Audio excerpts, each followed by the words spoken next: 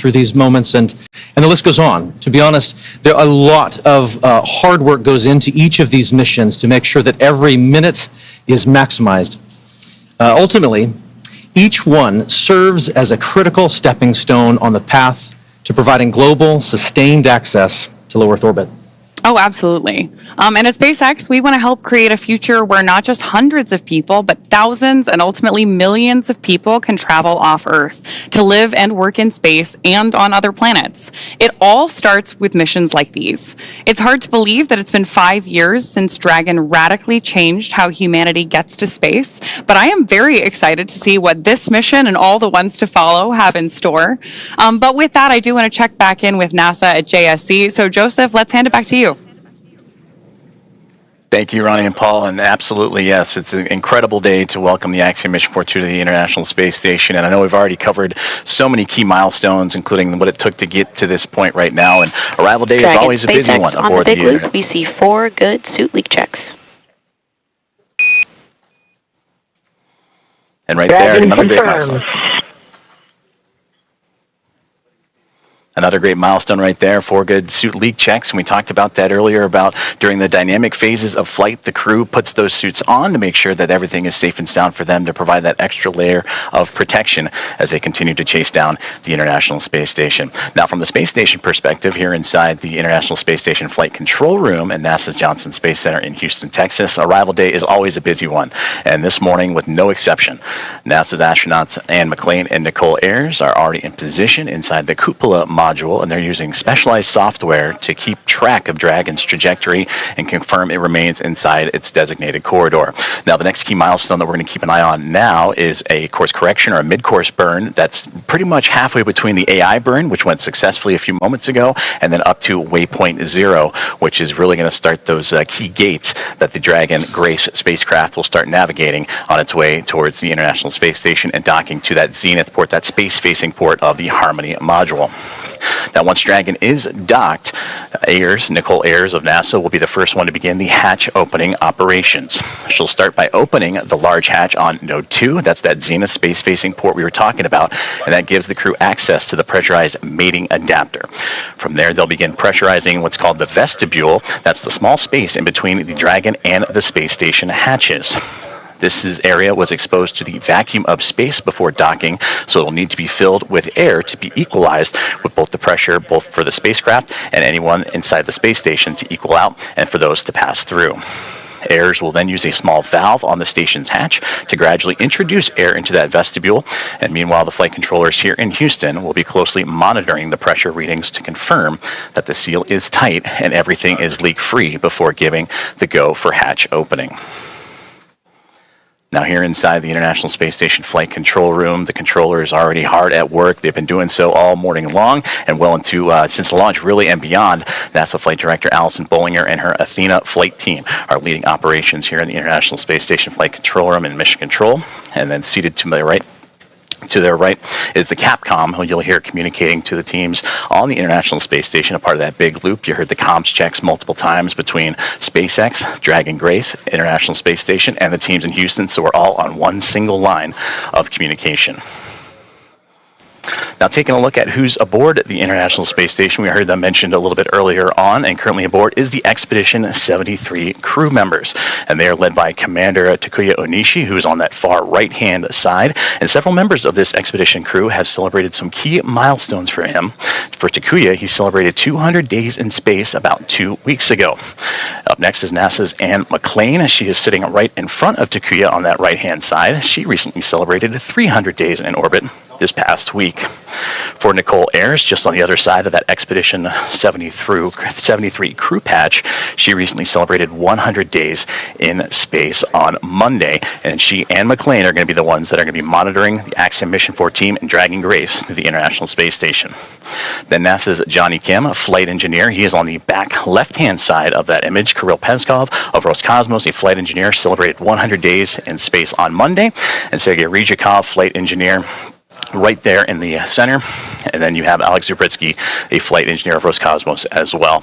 So flight controllers here in Houston have also begun the process of feathering the station's solar arrays and looking to get that multi-step procedure designed to protect the arrays from thruster plume exposure during Dragon's final approach. Now, taking a look at the updated timelines and what we're looking forward to, we're about 7 minutes away from that AI mid-course burn, and from there about 27 minutes from that waypoint 0 mark. And then from that point on, the space station and Dragon will continue to close the gap between each other. And then about 1 kilometer away will be the two vehicles, and that'll be in about 13 minutes from now. So again, a lot happening surrounding Dragon Grace and the Axiom Mission 4 crew, as well as those aboard the International Space Station. We mentioned earlier that this will become a team of 11 that'll be joined together, and after docking, which right now is continuing to be adjusted, and working closer to about approximately 5:22 a.m. Central Time. And then we'll have the hatch opening, which we just walked through the procedures of having to equalize the pressure between Dragon and Space Station so those could pass through. And then we'll have the welcome remarks shortly thereafter. So still a lot of key milestones coming up for everyone on board. But to dive deeper into that that AI mid-course burn, again, that's about the halfway point from the AI burn to waypoint 0, and that gives Dragon the ability to perform a mid-course maneuver, and that will give them to be about 400 meters or so below the International Space Station, and then of course will swing up and over top to then line itself up for waypoint 0, which will be again to the zenith port of the International Space Station. And from there, Dragon will execute a small mid-course maneuver, and that's just to fine-tune its approach and bring it to about that 400 meter mark and get ready for the remainder of its gates and those checkpoints it has to come to for the International Space Station and Dragon to eventually meet up. Now, about 90 minutes ahead of docking, attitude control of the International Space Station will be handed over to the Russian thruster system, giving the station a finer point capability as Dragon closes in. We're looking forward to welcoming the Axiom Mission 4 astronauts aboard the International Space Station. Now, as we continue to get ready for that approach initiation burn, or that mid-course burn in about 5 minutes or so, we're going to continue to check in with our teams in Hawthorne and here on the ground in Houston. As you can see right there, the process that it took for Dragon to get to the International Space Station, starting about 45 minutes after launch yesterday with the phase burn, and then that stair-step approach to get to the front door of the International Space Station with those 5 key burns leading into the approach initiation. Now, all teams on board the International Space Station have been up and at it early this morning. We talked about the roles for Nicole Ayers as well as Ann McLean getting ready to welcome the Axiom Mission 4 team. You heard the great communications between the two already as they're eager and anxious to welcome Peggy Whitson, the former NASA astronaut and commander of Axiom Mission 4. She continues her record-setting mark as the most experienced astronaut, American astronaut in the history.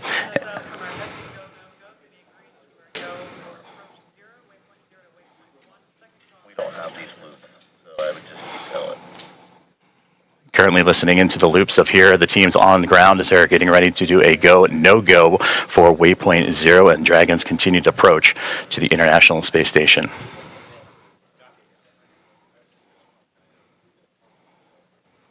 We have no views, so you're going to have to keep tap dancing, and we don't have these loops in our broadcast, so you're pausing. There's no loops. Broadcast. As we continue to follow along and continue to tune in, we take momentary pauses just to listen into both the big loop of communications as well as the communications here in Houston and in SpaceX. As again, the team's pulling a go, no go for the International Space Station side of things to get ready for Dragon's arrival to the International Space Station. As I mentioned, once the mid-course maneuver is complete, it's then on to waypoint 0 and getting them to that 400-meter mark. And hopefully we can take a look at a little bit of that graphic of what's to come for the Dragon Grace and the team aboard Axiom Mission 4.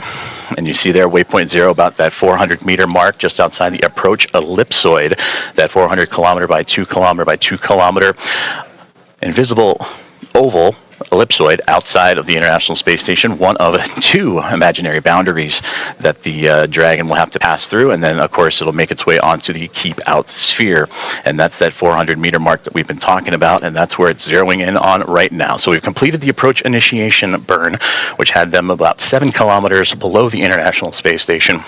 And now about 2 minutes and 45 seconds away from that mid-course burn, and we'll continue to track as Dragon and Grace continue to fine-tune itself and get ready to go and connect itself for the International Space Station. Now, of course, before Dragon is given permission to move inside the approach ellipsoid, the spacecraft configured to be known as what is a 24-hour safe trajectory.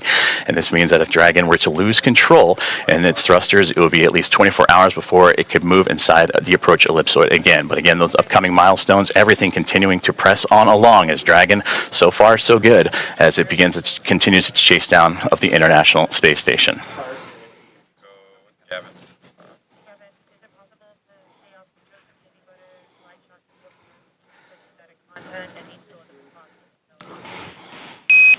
Now this maneuver continues on the big loop. We are about 1,900 meters away and about 10 minutes out from having you jump into 1.102.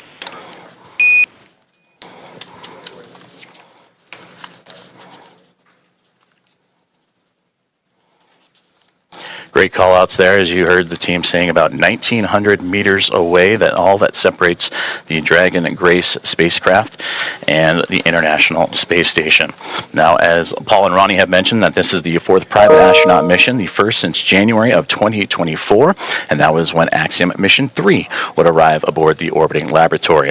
Now, from AX1 through AX4, once they are aboard, the teams will have welcomed 14 different... 10 minutes. Houston Station, copy 10 minutes until step 1 of the procedure. And continuing to track about now 55 seconds away from that AI mid-course burn. And was saying from AX1 through AX4, the International Space Station will have welcomed 14 different private astronaut crew members representing 11 different nations, and showcasing again how private astronaut missions truly expand access to the space station for more nations, people, and opportunities. And we'll continue to tune into all of the loops here inside of the International Space Station flight control room as we await the AI mid-course burn. And now standing about 20 seconds away as it continues to fine-tune, Dragon Grace continues to fine-tune its path towards the International Space Station.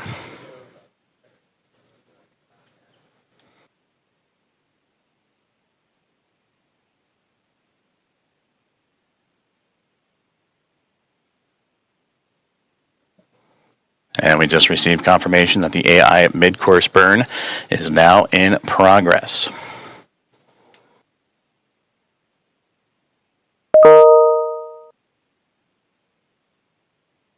And again, this is done about halfway from our starting point, which was the approach initiation burn, and that'll get Dragon on its path towards waypoint 0.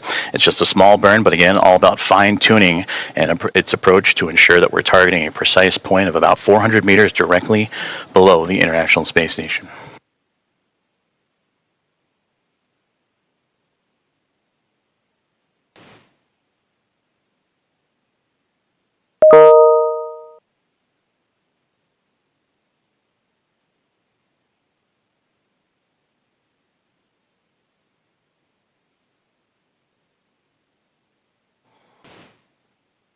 As you can see on your screen, the team on the right-hand side is those working and monitoring the AI mid-course burn, as well as the teams on the left. On the right, that is the International Space Station Mission Control Room here in Houston, Texas. And on the left-hand side, the SpaceX teams and their Mission Control Room in Hawthorne, California, as we continue to follow along with the AI mid-course burn, now a little over a minute and 20 seconds in.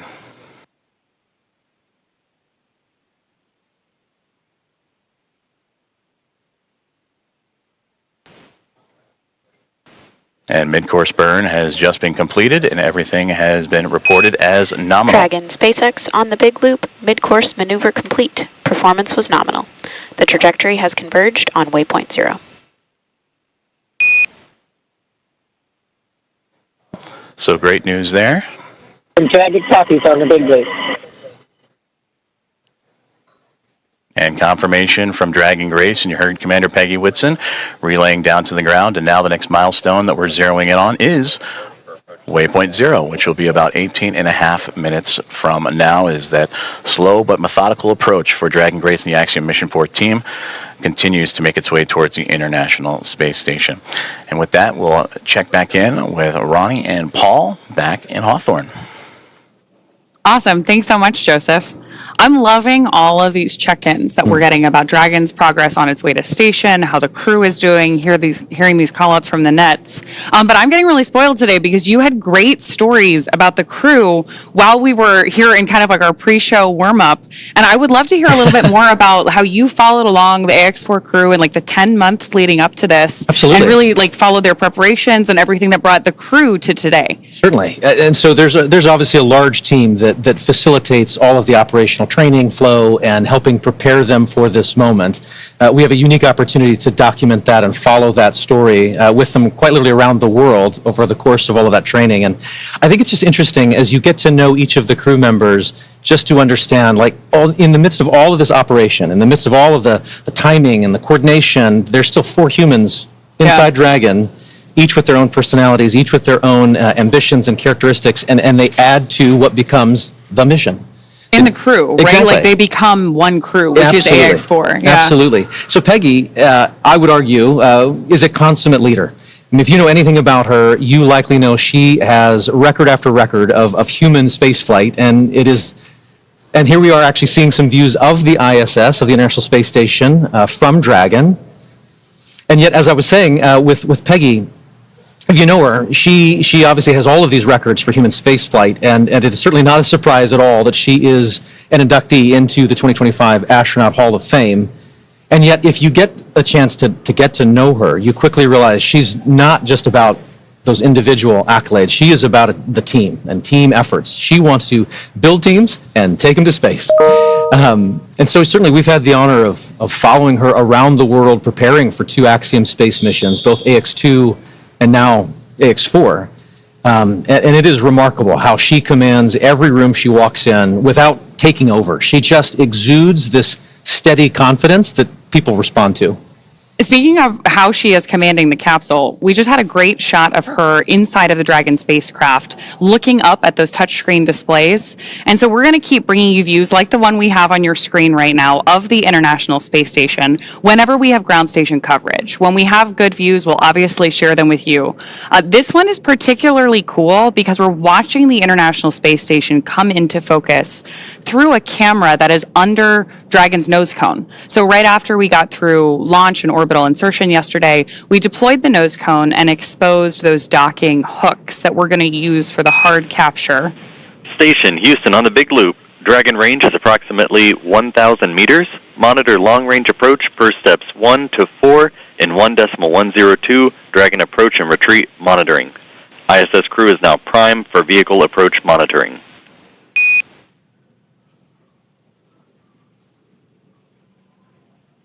More of those joint communications on the Big Loop there about that approach that we're watching on our screen right now. It's pretty cool. Absolutely, and it looks as though Dragon is currently underneath the International Space Station. We're looking almost up at it from underneath. Yeah, and we had those great graphics earlier that showed how we're balancing this really careful geometry and approaching each step with these methodical Station copies burns. and work.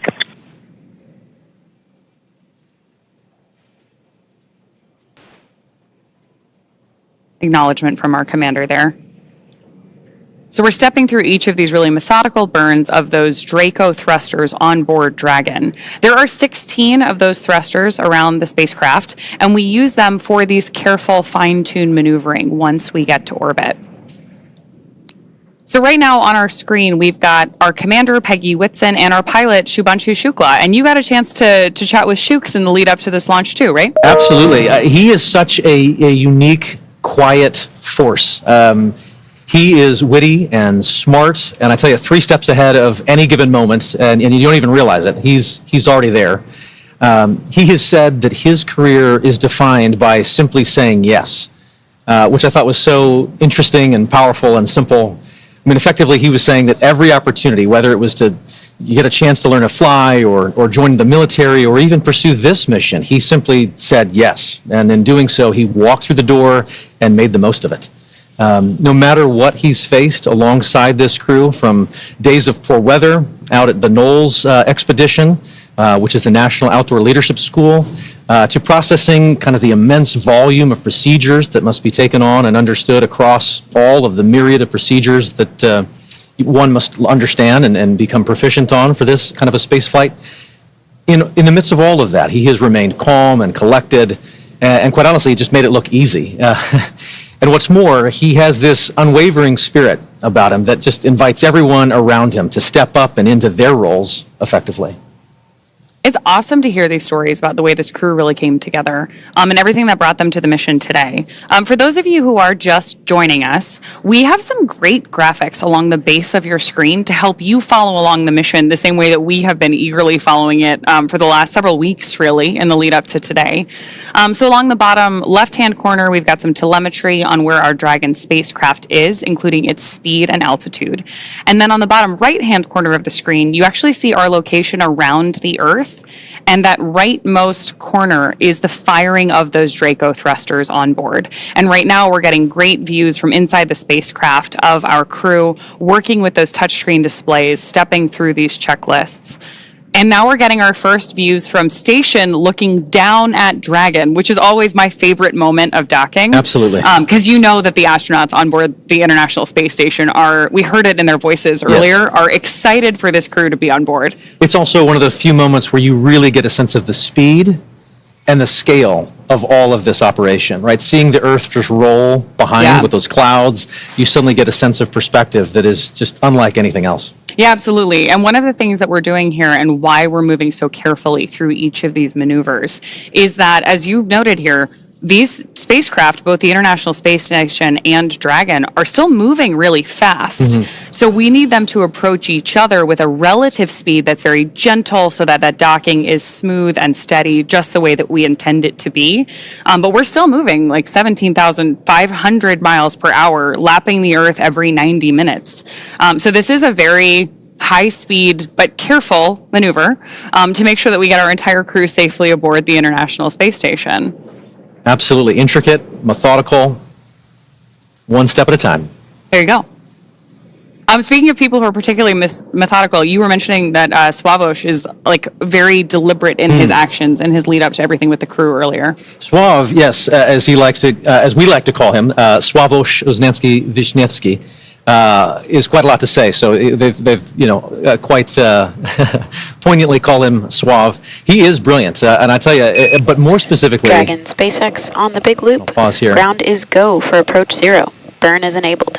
Maneuver start time is 9:34 Zulu.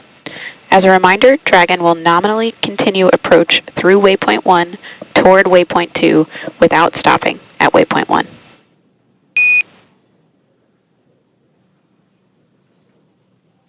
And there we have And another. Dragon copies all, and we're go for the approach as well. Another call out between Core and our commander, acknowledged by Commander Peggy Whitson. And that was a cool call out too, because we told the crew that we're going to move right through waypoint 1. Each of those waypoints are an opportunity for us to pause and make sure that everything's going well. So that means that everything's really going on track, right? We're ready to move into this next process of approaching the station. So we were talking about Sław, and just to finish that thought, I have often described him as somebody who is brilliant, but more specifically, he is curious. Sławomir is certainly one who is genuinely in pursuit of knowledge and understanding. I've actually never seen him to shy away from asking the next question. Throughout all the training, you can expect him to raise a hand and lean in, and everyone else does as a result. I mean, you just kind of get pulled into that earnest pursuit of knowledge, and he wraps it all up in a pretty good charm. He's exciting to learn beside. You know, I for one found myself wanting to lean in and learn alongside him as an outsider here. But his curiosity is probably matched only by his love for exploration and being out in the unknown. Like from sailing to hiking to kind of peering over that next ridge, he is one who is constantly seeking and experiencing something new. He has a love for this life and for this planet that is infectious.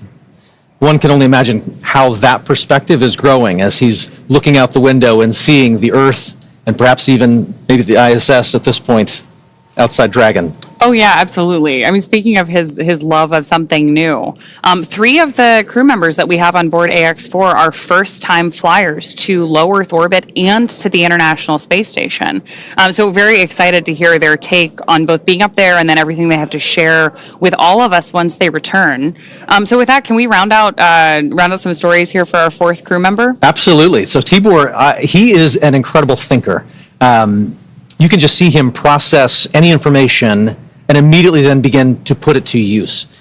He is someone who just grabs and goes. But also, even more than that, he's someone who really feels things deeply. He cares about what this mission is. He cares about what it means for all those back home in Hungary.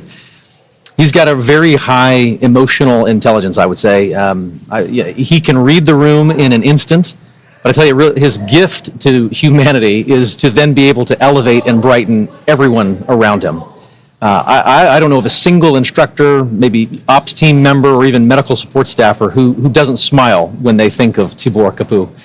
And I also tell you, he is tireless. There is quite a lot that he is capable of and responsible for, and that is invigorating to just see him approach every step of everything he's asked to do with diligence.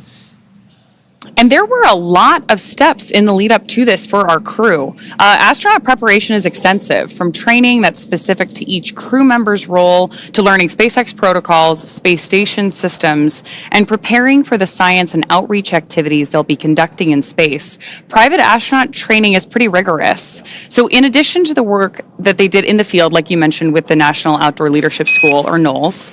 Station Houston on the Big Loop. First step, 1 of 1.102. Can you please confirm Dragon is in sight and give us an attitude assessment?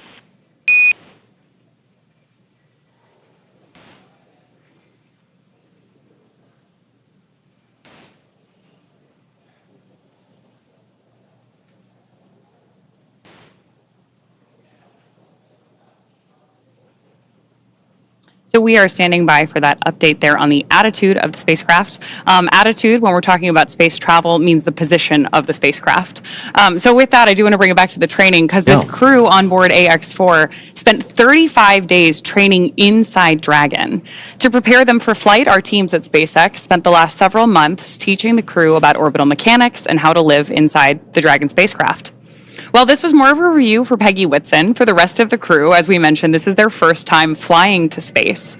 Our training program includes nearly 100 different lessons covering all aspects of the flight. The crew spent time inside our Dragon training spacecraft to run simulations of ascent, space station rendezvous, which we are doing right now, and reentry. And they also spend time at the launch pad in our suit-up room and working through emergency procedures that would be necessary in the unlikely event of a pad abort. And in addition to the critical training from SpaceX associated with... Station on the Big Loop, com check. Houston reads you loud and clear.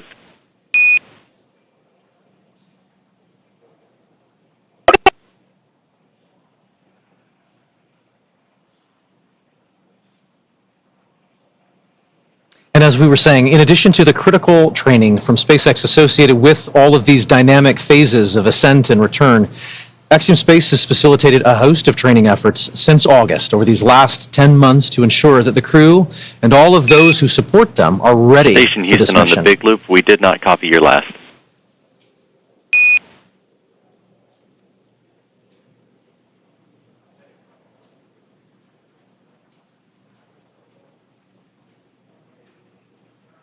Houston Station on the Big Loop. We have Dragon in sight, and attitude looks nominal. Houston copies. That's a good report. That is a great report. It's always nice to hear those confirmations, especially across the Big Loop, because we are coordinating so many teams for missions like this. Absolutely.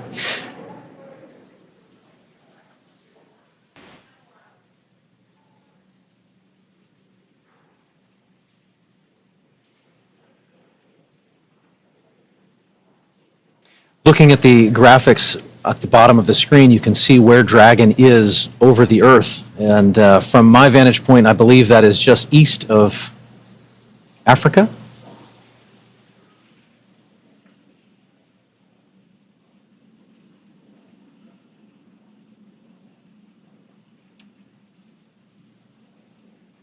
I think one of the things that's the most striking to me is that as we watch all these different visuals come into play, which again, we are bringing you whenever we have them. So when we've got good views, we're sharing them with you.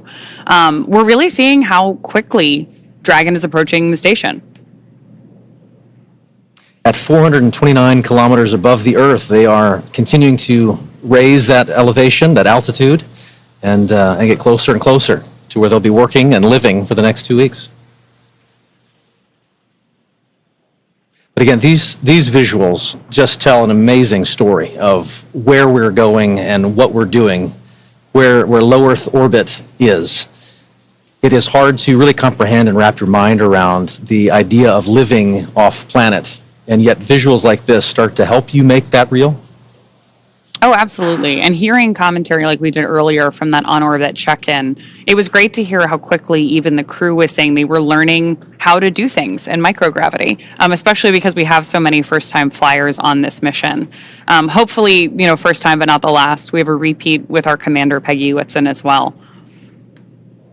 Absolutely. A little bit of joy goes a long way, and overcoming some of those probably initial sensations and adjusting to microgravity.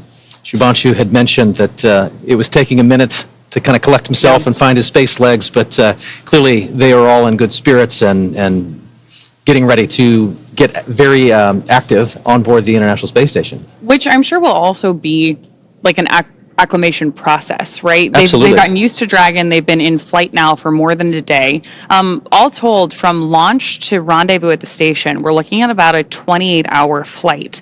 The time is somewhat dependent on the relative position of the International Space Station to our launch site at the time that we launch. But for any time that we're rendezvousing or meeting two spacecraft in orbit, we do have an instantaneous launch window. So we know how long that trip is going to be at the moment that we lift off. And the entire crew operations plan is built around filling that time effectively so that they're well acclimated on board the Dragon spacecraft while they approach the International Space Station. But then as soon as they get on board, we'll do our welcome ceremony. And I'm sure there's an orientation for them as well. Absolutely. So they have an effective 2 weeks while they're up there. And the clock starts as soon as they get on board, right? You just mentioned the welcome ceremony, so there will be a moment once they've crossed the hatch and are officially on the International Space Station where they get to meet the other expedition crew members, have a moment to meet and greet, acknowledge the moment with a little bit of ceremony and tradition. There might even be some pinning of astronaut pins to go around. But then they get right to work. Certainly, I know that there are steps where they take to just kind of acclimate to the station, where the commander is going to take them around and make sure that they're clear on roles and responsibilities. But then again, the red line begins, and they are chasing it for the next 2 weeks, trying to accomplish a host of research efforts and outreach events. It's a full couple of weeks ahead of them. We also have a full couple of hours here ahead of us before we get to that part. Yes. We are less than a minute away from approaching waypoint 0. So I do want to check back in with NASA. Joseph, why don't you give us an update on where our spacecraft is relative to the ISS? Thank you very much, Ronnie and Paul, as we here in the teams at the International Space Station Flight Control Room tracking the arrival to waypoint 0 for Dragon Grace and the Axiom-4 team, which they have just now hit that mark, which means approximately 400 meters directly below the station. And we can see those wonderful views now, and you can really see that high resolution of Dragon Grace continuing its methodical approach to the International Space Station. We're still tracking a docking time of about 5:18 a.m. Central Time, 6:18 a.m. Eastern, and you mentioned the hatch opening, and then as well as the welcome remarks shortly to follow. Hatch opening roughly about 2 hours or so after the initial contact and capture, and then when the hooks drive, the 12 hooks that are on the bulkhead there of the SpaceX Dragon will connect itself and create that hard mate, sealing itself to the orbiting laboratory. And once the pressure checks and seals will be done, then everything will be pressurized and ready to go. So waypoint 0 has been achieved, and now they're making their way on to waypoint 1. But you heard earlier on the loops that they have received the go to proceed past waypoint 1 and head straight on to waypoint 2. And that means they'll continue to swing up and above the International Space Station, and then what would have been a pause at the 220 meter mark, they'll continue to press forward and look to get to about waypoint 2. And waypoint 2's arrival will be just right on the doorstep of the International Space Station, Dragon, about 20 SpaceX meters on away. the Big Loop, Approach 0 has started and the trajectory has converged on waypoint 1. Expect arrival at waypoint 1 at 10:09 Zulu.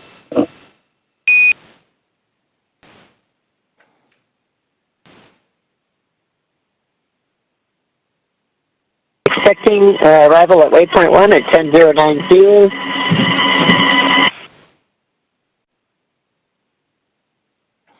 And there you heard it right there, that they are continuing to move on along and get ready to approach what would be waypoint 1, which that milestone will be in about a little less than 40 minutes from now. As you see right there on your screen, the Dragon Grace spacecraft continuing its methodical approach to the International Space Station. And of course, the 7 members aboard Space Station right now, looking forward to welcoming Commander Peggy Whitson, pilot Shubhanshu Shukla, as well as mission specialists Sławomir Uznański-Wiśniewski and Tibor Kapu to the orbiting laboratory. And a welcome back to Commander Peggy Whitson. This will be her 5th time in her 5th space flight.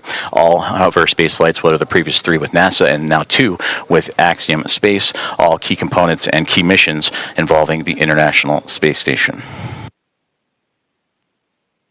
And you also heard on the Big Loop confirmations from Nicole Ayers and Anne McLean, who are monitoring Dragon's approach. They are in the cupola. That is the famed window to the world from the International Space Station that you see so many stellar views from many astronauts that share their experiences from the cupola. That is where they're using special technology to monitor and make sure that the Dragon spacecraft stays in the exact corridor, and that makes sure that everything is remaining on track and stays in its expected zones. Now, as we continue to march towards waypoint 1, and again, they will bypass waypoint 1 unless they need to make that pit stop to make sure everything is fine-tuned and ready. Once Dragon continues through waypoint 1, waypoint 2, and then eventual capture, Nicole Ayers will be the primed NASA astronaut to start the hatch opening process. And that'll begin by opening the large hatch on the Node 2 Zenith port. That is the port facing outer space, and that gives them access to the pressurized mating adapter. And there, Ayers and McLean and company will then move in and make sure that everything is sealed up once checks have been done and the relative dampening motion has been removed between Dragon and its connection to the International Space Station. And Ayers will pressurize the vestibule, and that is the small space between the hatches of the Dragon spacecraft and the space station. Now, that vestibule has been exposed to the vacuum of space, and that was all due to prior to docking. So the crew will need to fill it with air to make sure its pressure is nearly equal with the atmospheric pressure on Dragon and in the station. That pressure, similar to what we experience here on Earth at sea level, about 14 psi is what they need to bring it up to, again, from the vacuum of space. And that's where Ayers will use a small valve on that station's hatch to slowly introduce the air into the vestibule, and flight controllers here in Houston will monitor and verify that pressure readings, and everything is making sure to be leak-free before we get ready to open up the hatches. As you can see, Space Dragon Grace making its way with the nose cone open, and you can see that strobe in the middle. And it's always fascinating to watch. Now, during an orbital daytime, you can see the sun shining brightly on the spacecraft and the thrusters firing, and you can follow along in that bottom right-hand corner which thrusters are being activated again to fine-tune Dragon's path to the International Space Station. But seeing that strobe, always fun when it illuminates from the Dragon perspective on the International Space Station, and we may get some of those great views closer to docking. And again, that docking time tracking closer to 5:18 a.m. Central Time, 6:18 a.m. Eastern, and that is where the soft capture will connect, and then the hooks will drive. The 12 hooks in 2 sets of 6 will drive and form the hard mate and bring Dragon and the space station closer together before the leak checks, the umbilicals for communication and power. Everything will be connected, and then the pressurization of that vestibule from NASA astronaut Nicole Ayers and team will begin.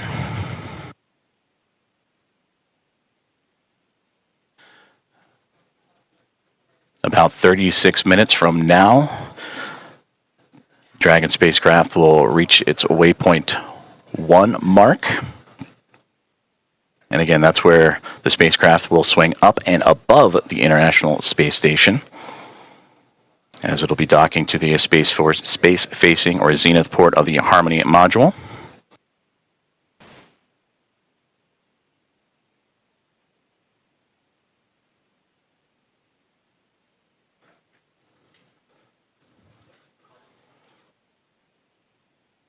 you can see great views. Stand Again, station up on the Dragon. big loop. Per block Bravo, Dragon attitude is as expected. Houston copies. Thank you.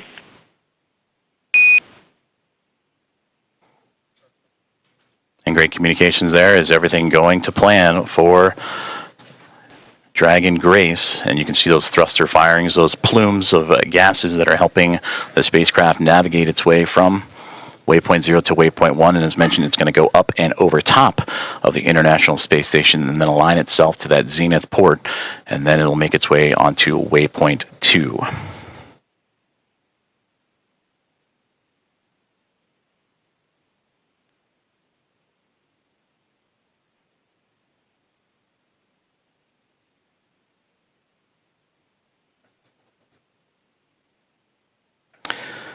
As mentioned previously, all visiting vehicles that arrive to the International Space Station take this phased approach when going to the orbiting laboratory, stopping at those predetermined gates.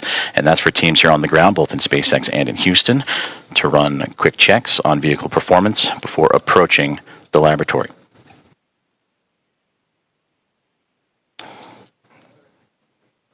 And there you can see that strobe effect that we were talking about just a moment ago as it illuminates the views from the International Space Station looking at the Dragon Grace spacecraft as it continues its methodical approach to the station, as they are now just in the southernmost regions of Australia and making its way into the Pacific Ocean.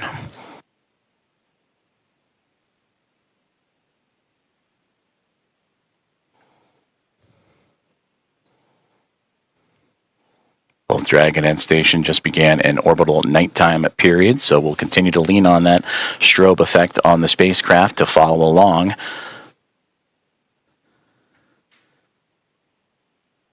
As Slow and Steady continues to win the race for these docking operations between Dragon and the International Space Station, and of course always requires a great deal of precision to make sure that we're keeping the spacecraft and the crew safe. And there's a great look inside of Dragon Grace, and then the view from the spacecraft now looking to the International Space Station, and those slight glimpses of daylight left before both the orbiting laboratory and the spacecraft completely enveloped in darkness during the orbital nighttime period. You can see the radiators. That's what's most prominent in the view of the International Space Station.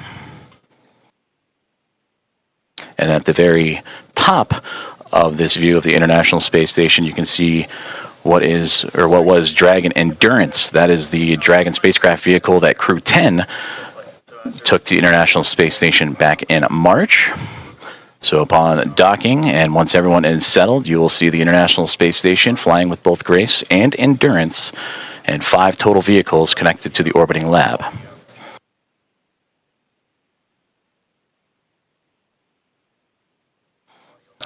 View inside of the Dragon spacecraft, and you see from just over the shoulder of Peggy Whitson and Shubhanshu Shukla, the commander and pilot, as they are continuing to monitor the progress of the spacecraft. And there, the final faint views of the International Space Station before the orbital nighttime period. And as mentioned, these two chasing each other just off the southeast coast of Australia as we speak.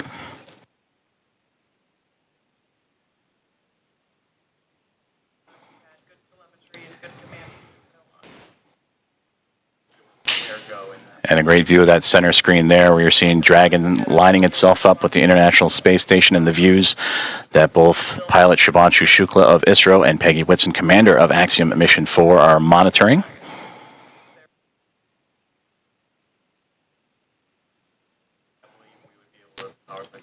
Now approaching about 31 minutes until we reach waypoint 1.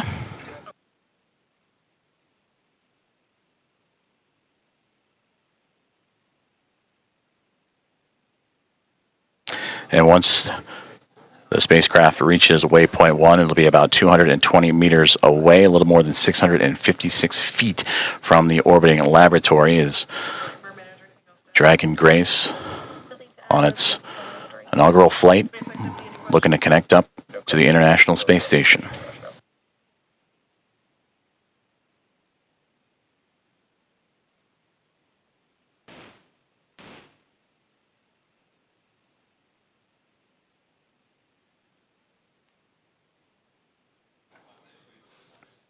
before we reach waypoint 1, which will be in about 30 minutes from now. The teams here on the ground, about 10 minutes outside of that milestone, will conduct a go, no-go poll, which we've been talking about throughout today's broadcast, just that step-by-step process, that slow and steady methodical maneuvering of the spacecraft to connect to the orbiting laboratory.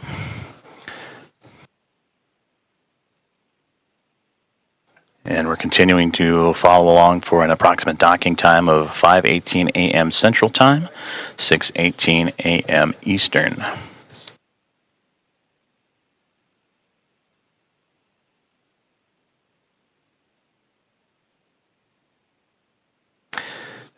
And the only light you're seeing from that shot was bouncing off of the International Space Station and what it provided, but now inside Dragon Grace and its Axiom Mission 4 crew of Peggy Whitson, commander, Shubhanshu Shukla, pilot. That's who you see in the field of view there, just that over-the-shoulder shot as they monitor Dragon's maneuvering towards the space station, but also joined alongside by mission specialist Sławomir Uznański-Wiśniewski and Tibor Kapu, respectively, of ESA and Hunor.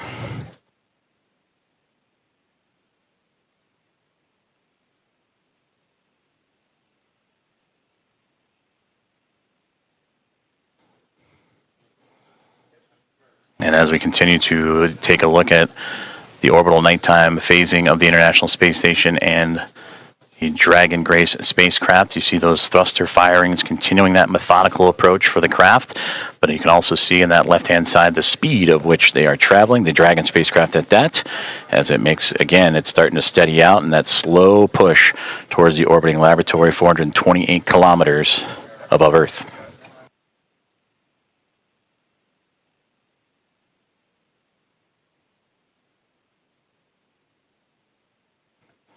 Once aboard the orbiting laboratory, the Axiom Mission 4 crew will participate in about 60 research investigations representing 31 countries, and more than 24 of those experiments supported by the ISS National Laboratory.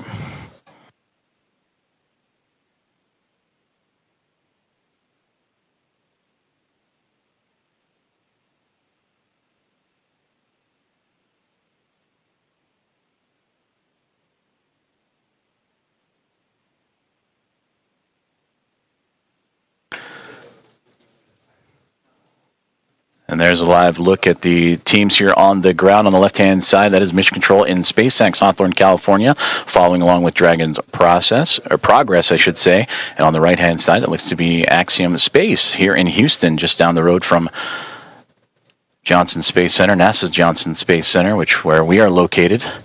And the International Space Station Flight Control Room, all three teams working together in integrated operations. That began just before we went live for today's broadcast. We're all three monitoring the progress of the Dragon spacecraft to the International Space Station.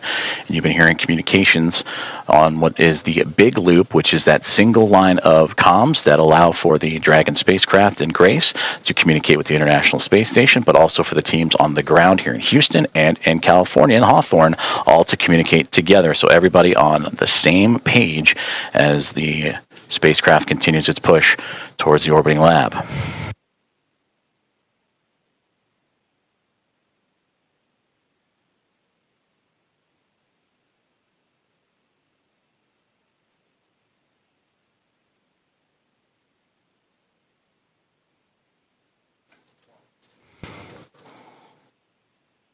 We are about 26 minutes away, a little bit north of that, until we reach waypoint 1 for Dragon Grace. As you can see, some of that telemetry and data populating the screens inside of the spacecraft that the team on board are carefully monitoring. And this is the view from the Dragon spacecraft looking up at the International Space Station, as these two now making their way into the southernmost regions of the Pacific Ocean, having just passed underneath the south and then the southeast of Australia. They will continue into an orbital nighttime period until they reach roughly about the east coast of North America, and then you'll get some of those great views of the sunlight radiating over top of both of the craft.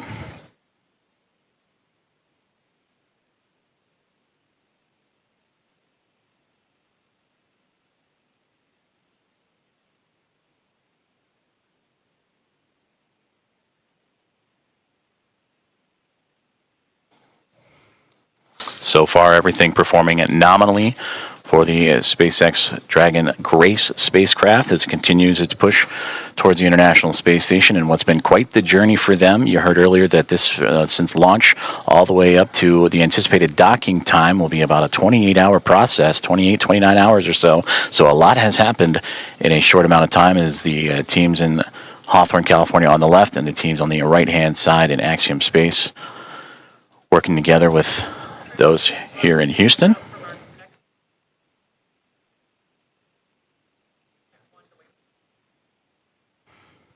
And those teams right now communicating with each other on those internal communications loops that we monitor and follow along with as they now prepare the teams for waypoint 1 about 24 minutes from now. The go, no go for that will be in about 15 minutes or so. And we'll keep an ear out for those comms as, again, Dragon starting to slow down its approach towards the International Space Station, a very methodical journey that all started shortly after launch, what was yesterday morning at 1:31 a.m. Central Time, 2:31 a.m. Eastern. That saw the Axiom Mission 4 team reach orbit and begin its journey to track down the International Space Station, the fourth private astronaut mission and the first since January of 2024, when Axiom Mission 3 would join the expedition aboard the orbiting laboratory.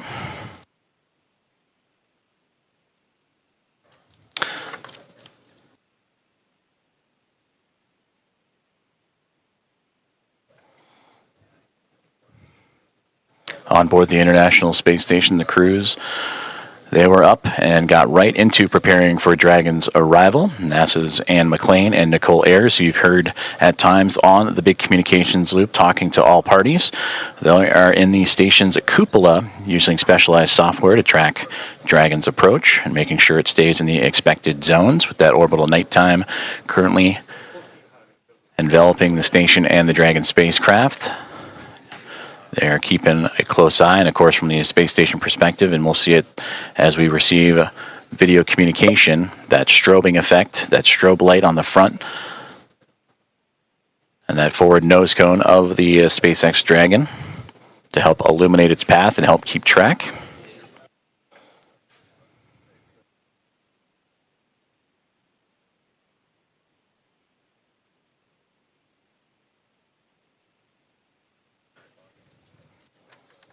Earlier, we also received that as the Dragon spacecraft makes its way towards waypoint 1 about 22 minutes from now, that the teams on the ground were looking to bypass this milestone, but will again do a go, no go poll, make sure everything looks exactly as it should before allowing that bypass of the spacecraft, and then its maneuver up and over top of the International Space Station, and then proceeding onto waypoint 2.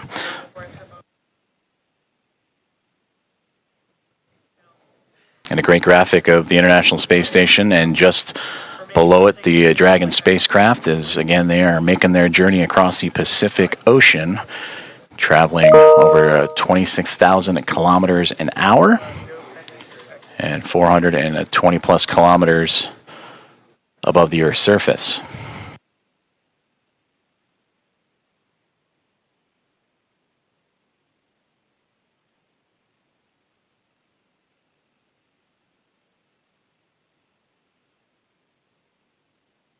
We've been talking about that methodical approach for the Dragon spacecraft that started immediately, or 45 minutes or so immediately after launch yesterday morning, in which they would execute a series of burns from the phase burn to the boost burn, close burn, transfer, and co-elliptic burn. Those 5 burns allow for the stair-stepping of Dragon to climb up in altitude, but also to close the gap, the distance between the International Space Station and the spacecraft itself. And that is what's led us up to this morning. The approach initiation burn started just shortly after the start of this broadcast, in which Dragon, in integrated operations with SpaceX and NASA working together with Axiom Space, all monitoring closely as Dragon Grace continues its way towards the orbiting lab and looking to turn a crew, the Expedition 73 crew of 7 into a total of 11, a full house above the orbiting lab.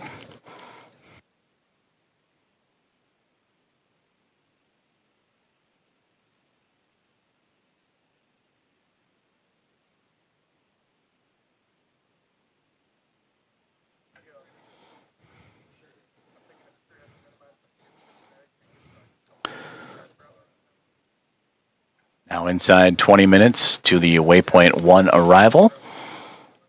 And about 10 minutes or so, the teams here inside Houston, as well as N18G in Hawthorne, California, will continue to monitor and do the go, no go for waypoint 1. And if everything is on track, they'll continue to proceed through waypoint 1 onto waypoint 2. And waypoint 2 has them right on the doorstep of the International Space Station, about 20 meters out when they arrive to that waypoint, a little more than 65 feet away.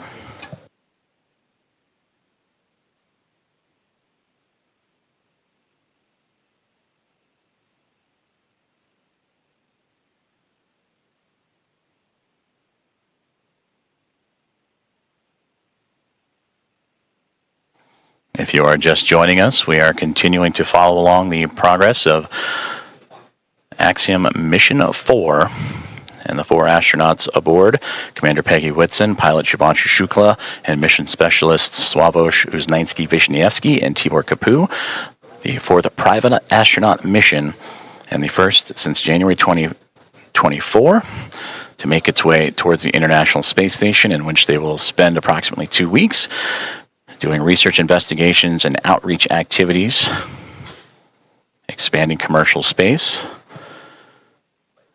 We are tracking a docking time of approximately 5:18 a.m. Central Time, 6:18 a.m. Eastern. The next key milestone that we are keeping an eye on is the arrival of the spacecraft to waypoint 1.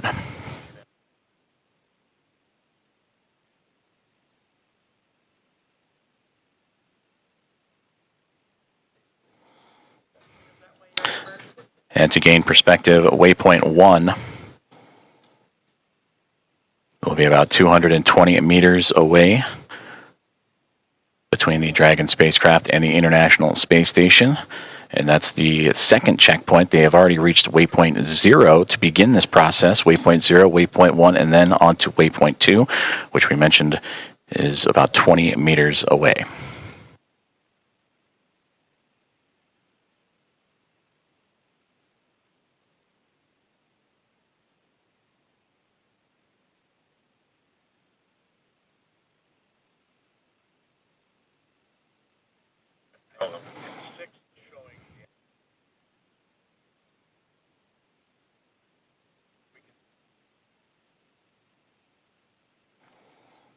Okay, just bring your set down.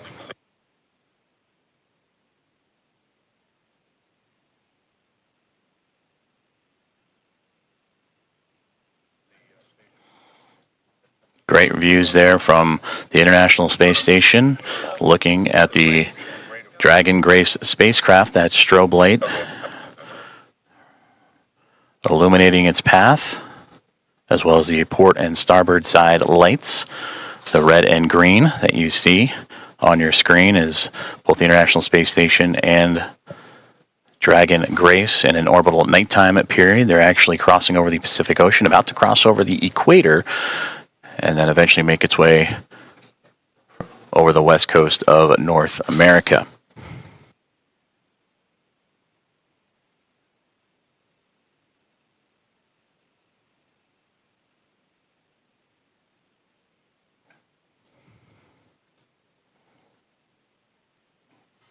We'll start to see the spacecraft and the International Space Station once again become illuminated with an orbital sunrise. In a few more moments, that'll occur as they continue their journey over the Pacific Ocean. And for the Dragon spacecraft, approaching waypoint 1, now about 15 minutes from that point.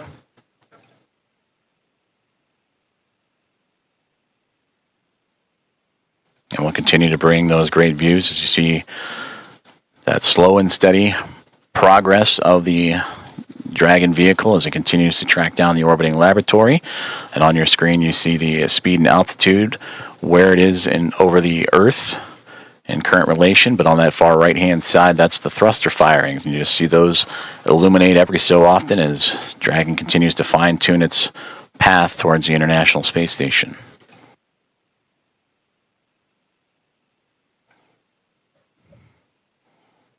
And this mission since launch approaching now 1 day, 3 hours, or 3.5 hours of time. That's the time you see in the middle there, the T+. 1 day, 3 hours, 28 minutes, and 40+ seconds. As the crew aboard, anxious and ready to join the Expedition 73 crew aboard the International Space Station. And as we take a look at those crew members and introduce them to you, that'll welcome the Axiom-4 team. They're led by Commander Takuya Onishi of JAXA, the Japan Aerospace Exploration Agency, who just recently celebrated about 2 weeks ago his 200 days in space. Anne McLean, NASA flight engineer, will be there as well. Her and Nicole Ayers, the two NASA astronauts monitoring Dragon's approach to the International Space Station. For McLean, celebrating 300 days in space last week. And for Nicole Ayers, this past Monday, celebrated 100 days in microgravity. They're also joined by NASA astronaut Johnny Kim, flight engineer, and Roscosmos cosmonauts Kirill Peskov. For Peskov, he would also celebrate 100 days this past Monday as a part of the Crew at 10 team. And then Roscosmos cosmonauts Sergei Ryzhikov and Alexei Zubritsky also joining the cadre of 7 astronauts and cosmonauts aboard the International Space Station.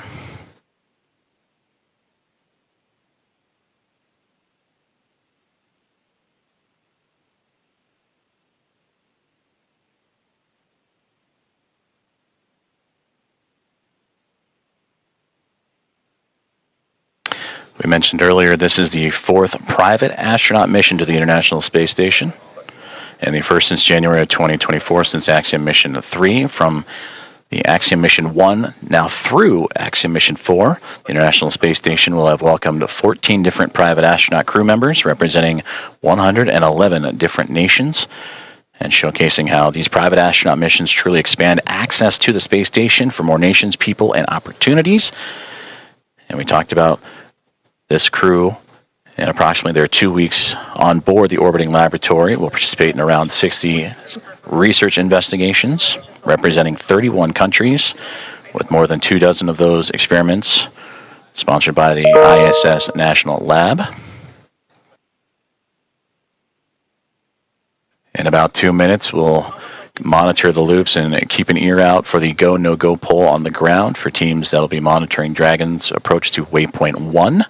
And that waypoint will be reached in a little less than a dozen minutes, 12 minutes from now.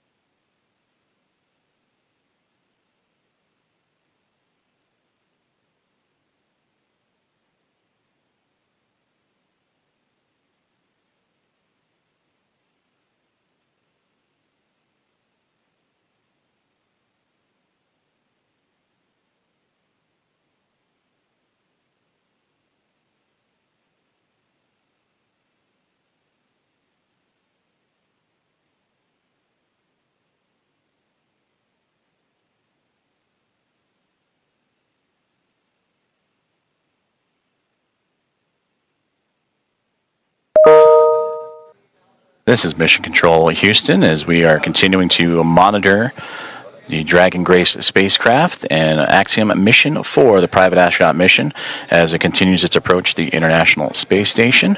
They have moved past waypoint 0 and are now on its way to waypoint 1, the second of 3 checkpoints or 3 gates for this journey. for the spacecraft to the orbiting laboratory. We just received update that the new anticipated docking time, approximately 5:30 a.m. Central Time, 6:30 a.m. Eastern, as the Dragon spacecraft and the International Space Station teams here on the ground, both in Hawthorne, California for SpaceX, and inside of NASA's Mission Control Houston and the International Space Station Flight Control Room, continuing to work together in communication and relay those updated data and projections and trajectory and all the information needed. So again, that docking time has been updated to now approximately 5:30 a.m. Central, 6:30 a.m. Eastern.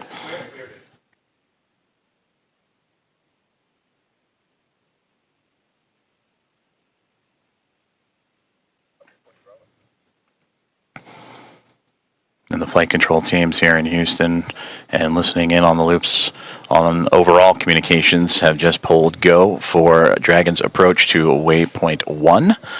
And they will reach that milestone waypoint 1 in about 9 minutes from now.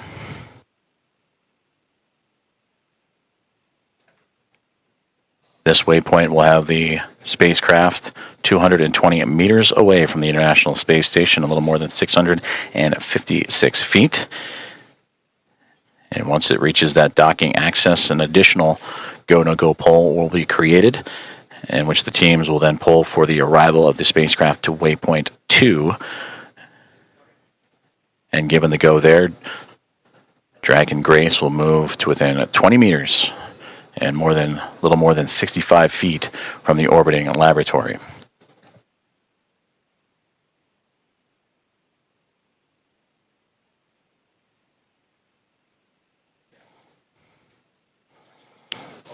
And earlier we also had communications that if everything goes to plan and Dragon continues to remain on its trajectory, that they would bypass waypoint 1 and go straight from 0 to waypoint 2.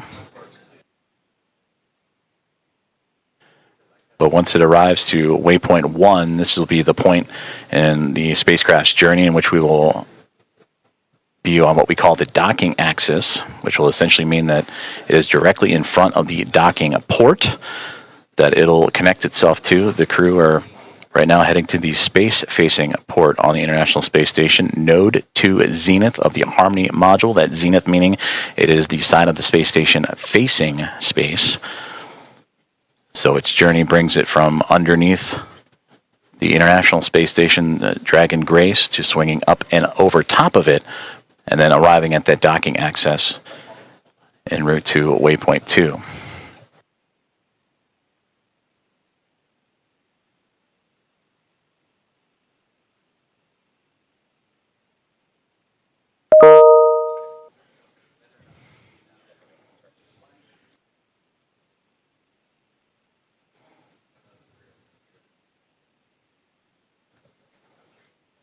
We'll continue to bring views of the International Space Station and Dragon Grace spacecraft as we receive them, as the two continuing their chase to connect up as they're now making their way towards the western coast of North America in an orbital nighttime configuration. And we've seen views of the Dragon spacecraft in that orbital nighttime, with the strobe lights shining bright. Once it gets closer, it'll actually illuminate the International Space Station and allow for greater views of the docking port itself that it'll connect to, and again, that node to zenith port of the Harmony module of the space station. And that anticipated docking time that has now recently been updated to 5:30 a.m. Central, 6:30 a.m. Eastern.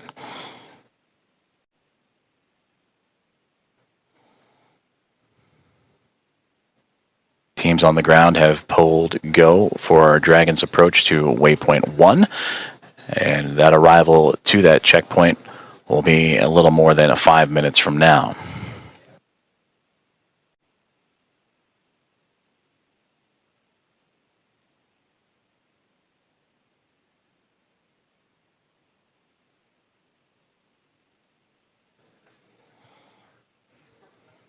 The crew inside Dragon Grace Axiom-4. They are in their launch and entry suits and are ready to continue their journey towards the International Space Station. And there you see it, the view from the orbiting laboratory, looking at Dragon Grace. As you see that strobe light we were just mentioning, as it gets closer, will illuminate the side of the orbiting laboratory, as well as the port and starboard lights, the red and green. Crew in their launch and entry suits, providing that extra layer of protection and pressure, and that happens, are in them during these dynamic phases of flight.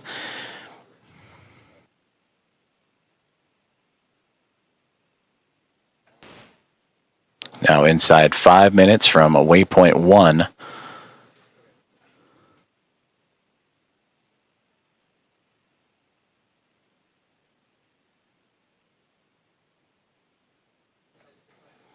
When Dragon docks to the International Space Station, there will be 5 spacecraft connected to the orbital outpost, and we'll bring the crew up to 11 crew members, and the overall total of the International Space Station to 288 visitors since 1998.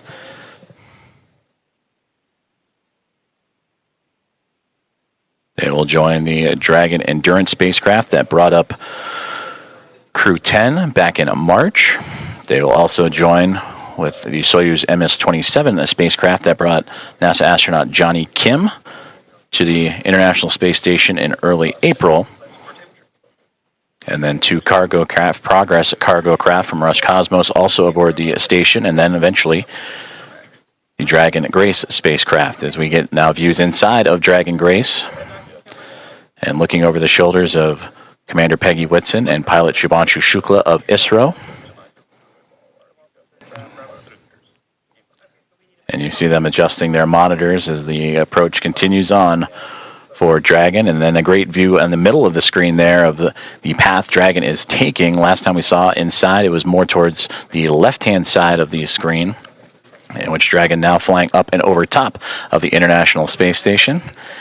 And now we get great views from Dragon Grace, and there's the strobe light. You can see it ever so faintly illuminating the International Space Station as it continues. Station Houston on the Big Loop. Dragon is transmitting docking camera video. Please confirm video and data updating in Dragon Docking Monitor. Also, we have a new docking time of 10:30.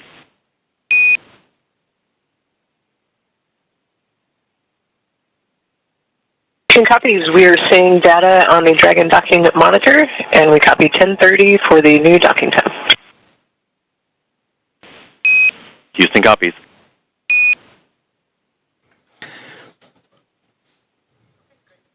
Great communications there on the Big Loop between the teams in Houston and SpaceX, talking to Dragon Grace and the confirmations of the updated docking time. You heard the words 10:30. That's 10:30 Zulu, which Central Time is 5:30, as we had mentioned, 5:30 a.m. Central, 6:30 a.m. Eastern, as we return to that exciting view from Dragon looking up at the International Space Station. You can ever so faintly see the solar arrays coming into view, and that strobe light illuminating the radiators, which are right along that central portion and angling upward.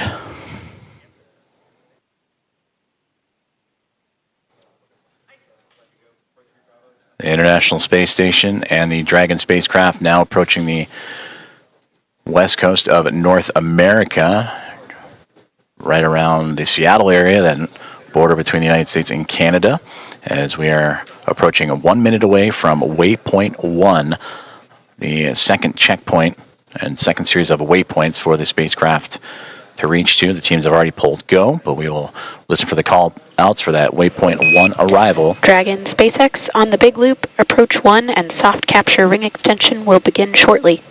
Dragon will continue approach to waypoint 2. As a reminder, manual impulsive retreat recovery is not permitted. And Dragon copies all.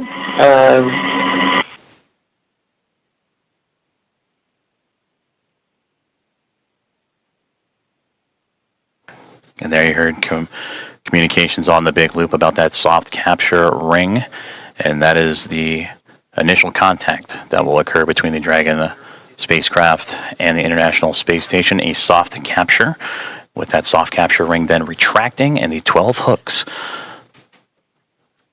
that will drive and connect and form a hard mate between the spacecraft and the International Space Station. From there, power communications will then be connected up, and NASA astronaut Nicole Ayers will make her way into the pressurized mating adapter and get ready for hatch opening procedures, which will require bringing the vestibule, the space between the two hatches, between the International Space Station and Dragon Grace, together. And there we see the orbital sunrise making its way over top of the International Space Station as they continue their pursuit of each other, now angling over at North America.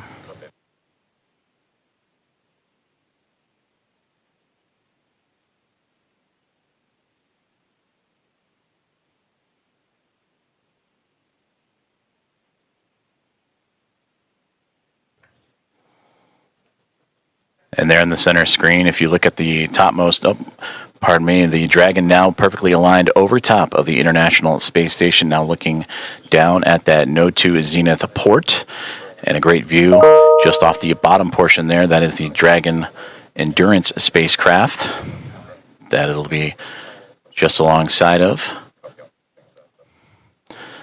So Dragon has reached waypoint 0, and on initial comms earlier that the teams on the ground, once reaching waypoint 1, have been allowed to bypass that waypoint and now move on to waypoint 2, which will be in about 9 minutes from now, and targeting docking in about 14.5 minutes from there.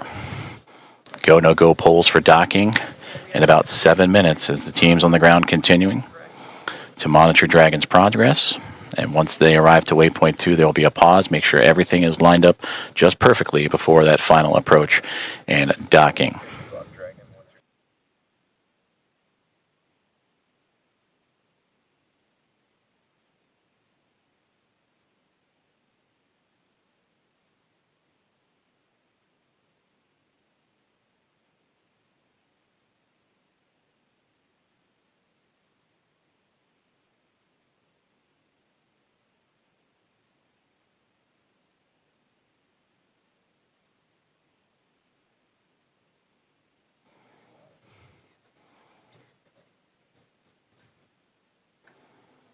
This is Mission Control Houston as Dragon Grace and the spacecraft carrying Axiom-4 and their 4 astronauts continuing their approach to the International Space Station. They have just made their way past waypoint 1, which had them at 220 meters away from the space-facing port of the International Space Station's Harmony module.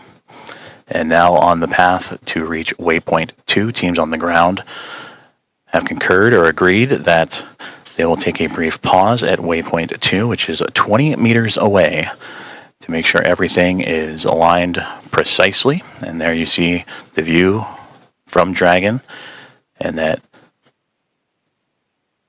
newly illuminated International Space Station as the two craft navigating its way over North America, coming into an orbital sunrise and daytime period.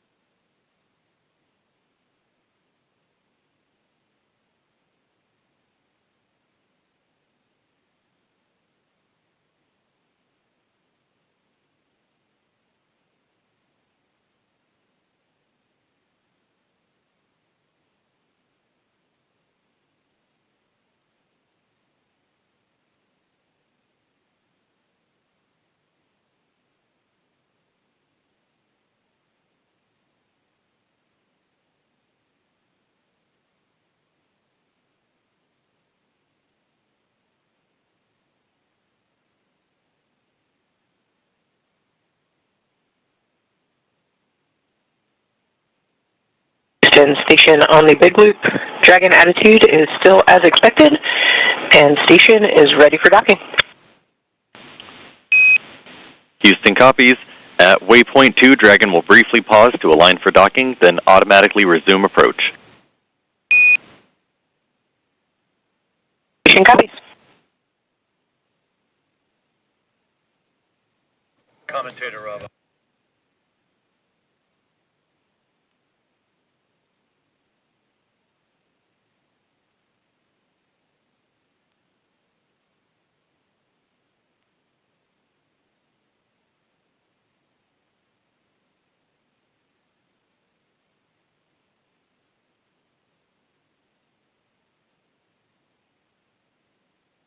You just heard great communications on the big loop from Station and Dragon, as well as the teams in Houston and in Hawthorne for SpaceX and NASA, as the Dragon Grace spacecraft continuing its approach to the International Space Station, carrying Axiom Mission 4 Commander Peggy Whitson, pilot Shubhanshu Shukla of ISRO, Sławomir Uznański-Wiśniewski of ESA, Dragon and Tibor. SpaceX soft capture ring extension complete.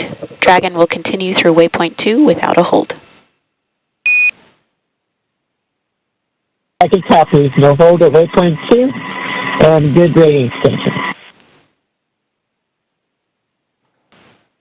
Great communications there. They were anticipating a brief hold to make sure everything aligns, but Dragon Grace continuing on what has been so far so good. A great rendezvous with the International Space Station. They will proceed to continue past waypoint 2. And you also heard in the communications with NASA astronaut Nicole Ayers, the station ready for docking.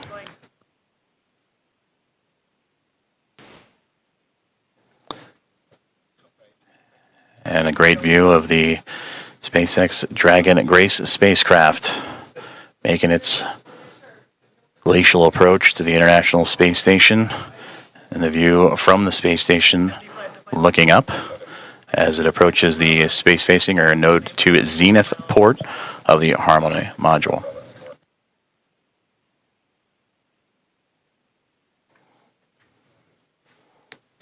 We are about 4 minutes away from the waypoint 2 arrival, which again they are expecting to move right past through without a hold. That is at the 20-meter mark, and proceed right on into docking, a soft capture, and then soft capture ring retraction and hooks to drive. And that capture, about Dragon 8 minutes and SpaceX 47. on the big loop, ground is go for approach 2, and approach is now allowed. Reminder, ensure that visors are closed prior to Dragon's departure from the waypoint. Once Dragon is inside the crew hands-off point, retreat and breakout are not permitted.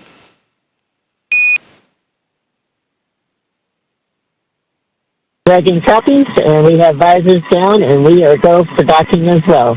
And copy on the approach. Inside 2, chop.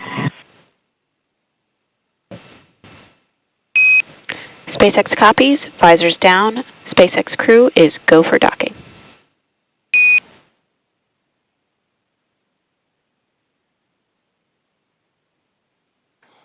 All great communications there, as the communications from the ground up to the SpaceX Dragon Grace spacecraft, as visors are down on the 4 astronauts inside, as they continue their approach to the International Space Station, now nearly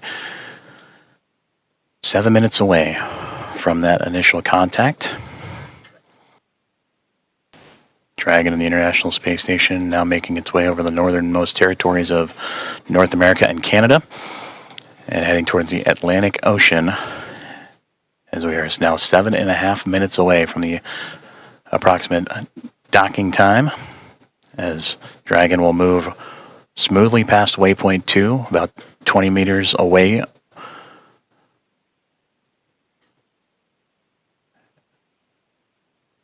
And continuing its fine-tuning and approach, you see little plumes coming off the spacecraft. Again, those are those thruster firings, continuing to inch and adjust the spacecraft towards the orbiting laboratory.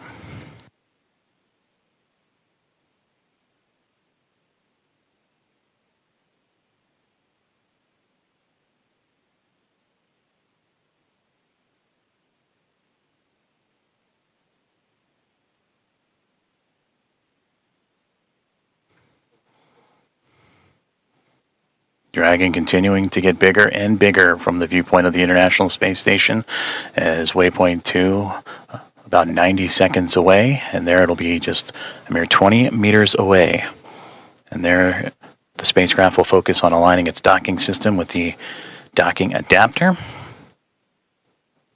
and then fly in to make the initial contact and give us what we will call that soft capture, or the soft capture ring will retract. And then the hooks will drive to form the hard mate. And that capture, or that initial contact, coming in about 6 minutes from now.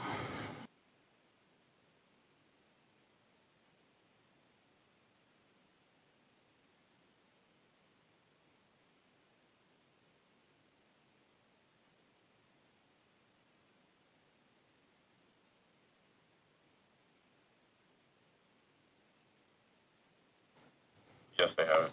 I can press them. They switch it up.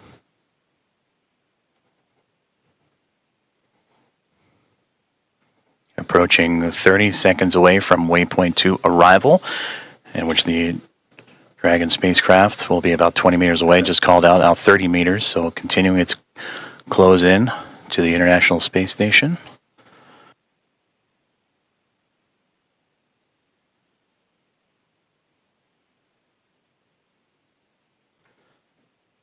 Dragon Grace now 25 meters away.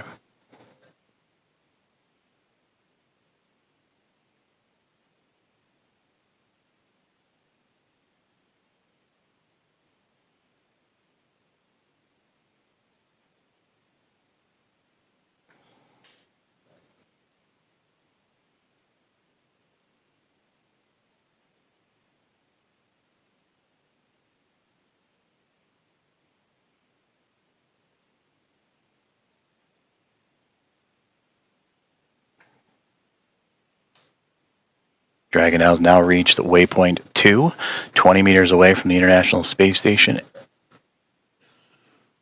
and will continue its approach to the International Space Station.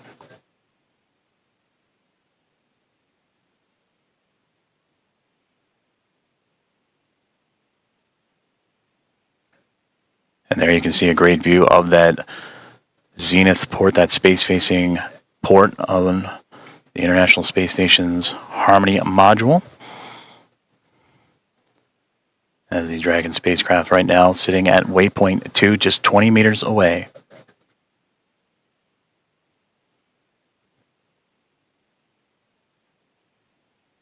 Houston, station for step 4 in block Bravo. Dragon attitude is as expected. Houston copies.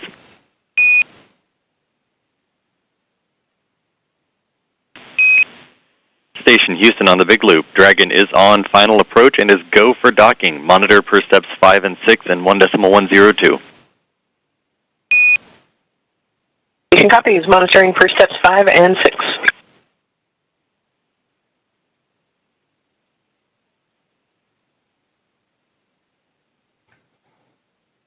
And there you heard it. The final steps relayed up to the crew for final approach and docking have been given as we continue to see Dragon Grace spacecraft close the gap between them and the International Space Station.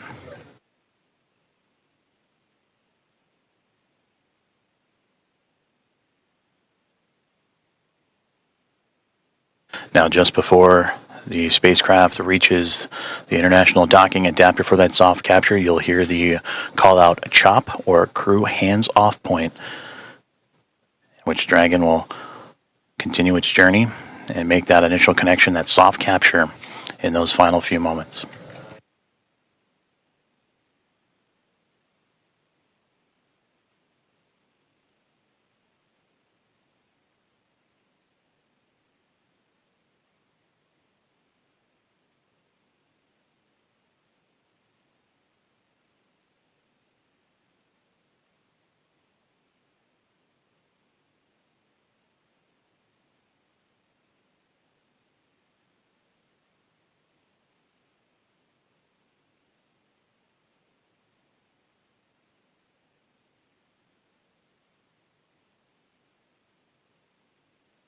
SpaceX Dragon, 10 meters. 10 meters.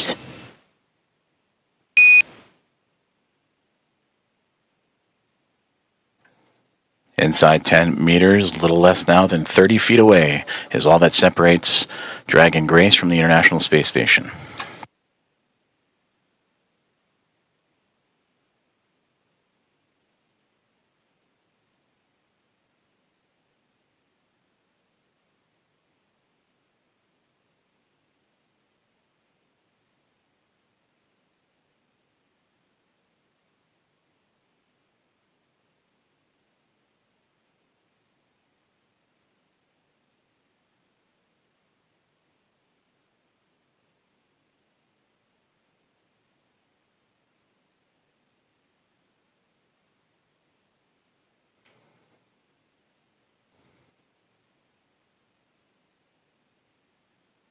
Five meters. 5 meters.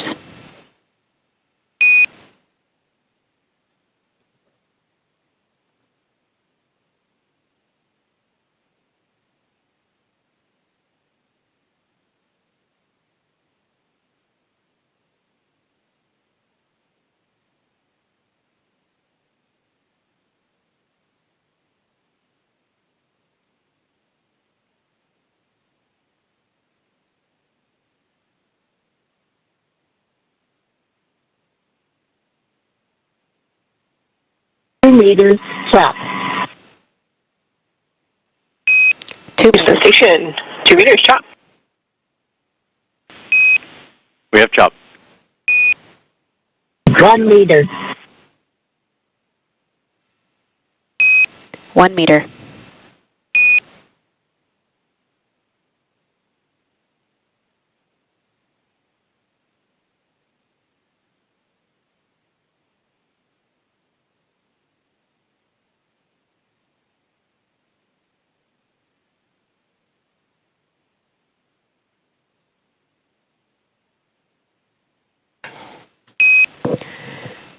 Dragon contact and soft capture complete.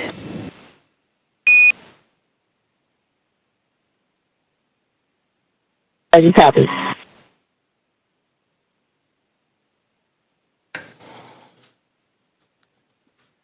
Dragon Grace and the Axiom-4 crew have arrived to the International Space Station at 5:31 a.m. Central Time over the North Atlantic as the two orbiting around the Earth, connecting with the soft capture ring, and now we'll begin the ring retraction to bring the two vehicles closer together, and then the 12 hooks, the two sets of 6, will drive to form a hard nut.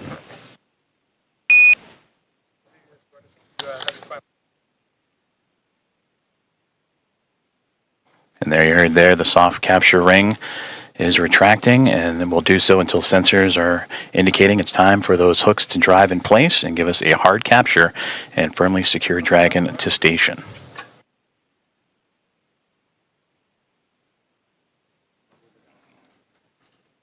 And again, Axiom Mission 4 and its commander Peggy Whitson, pilot Shubhanshu Shukla of ISRO, and mission specialist Sławosz Uznański-Wiśniewski and Tibor Kapu of ESA and HUNOR have arrived to the International Space Station with contact at 5:31 a.m. Central, 6:31 a.m. Eastern, as the two were orbiting over the North Atlantic.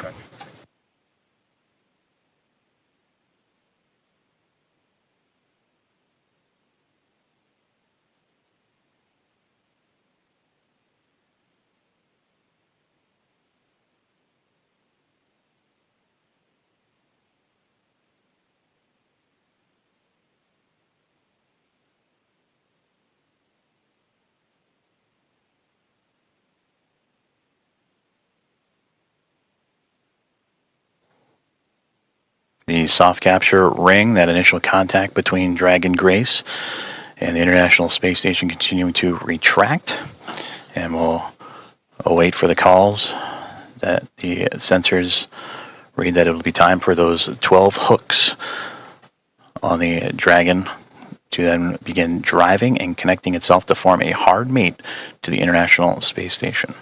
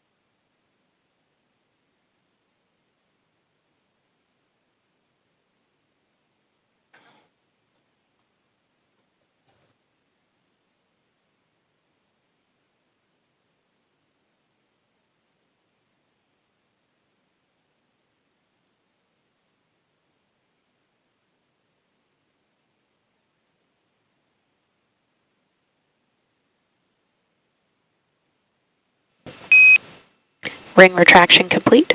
Docking sequence is holding for MCS reconfiguration.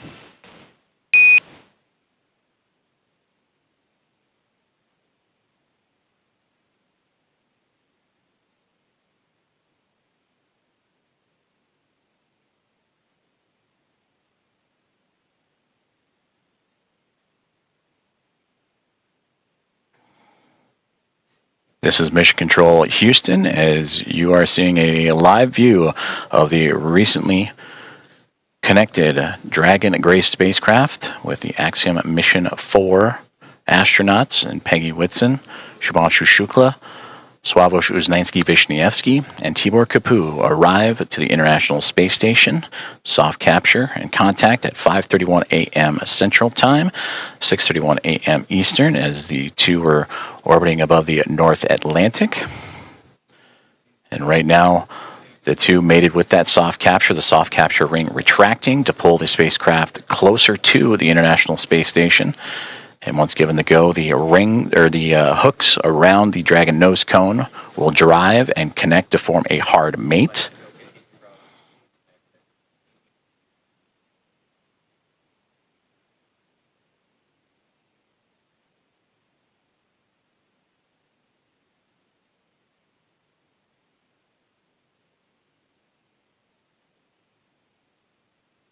Teams on the ground in both Houston. Station Houston on the big loop. MCS configured, proceeding with hook driving.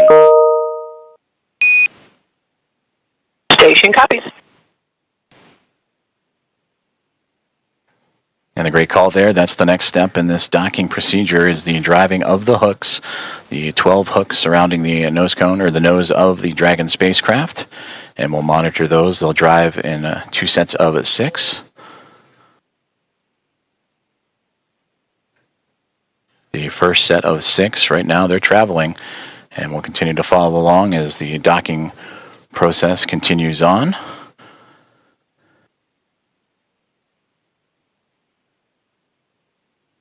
And then after that first set of 6, the second set will drive and connect Dragon to form a hard mate to the International Space Station.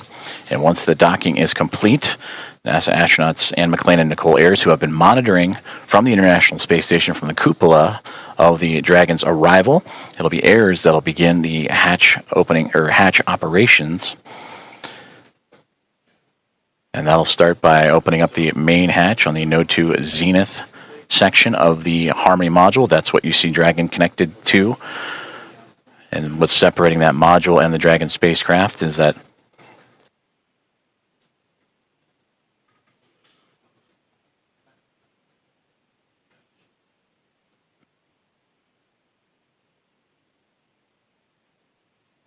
and continuing to monitor that first set of 6 hooks forming that hard mate. And once the full set of 12, Ayers will continue the docking procedures with the leak checks and then begin making its way into the pressurized mating adapter. That's what you see between the Harmony module and the Dragon spacecraft, and access into there to then what we begin pressurizing the vestibule, that small compartment between the 2 hatches. And that vestibule has been exposed to the vacuum of space prior to Dragon Grace's arrival. So the next step is to carefully reintroduce that air and pressure inside so it matches both that of the station and the Dragon spacecraft. And we just received confirmation that the first set of 6 hooks have driven and closed, and we'll now begin the second set of 6 to continue that hard mate between the Dragon spacecraft and the International Space Station.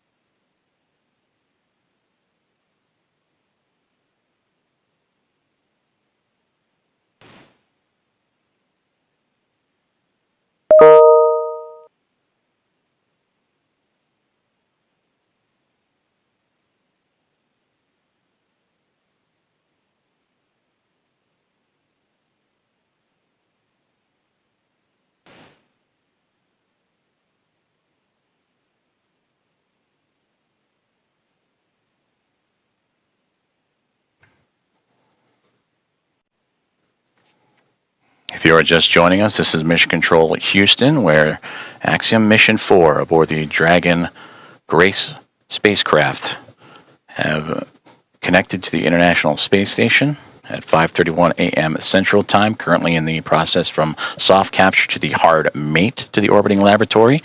First set of 6 hooks have closed, and now monitoring that second set of 6, 12 in total, to form that hard mate.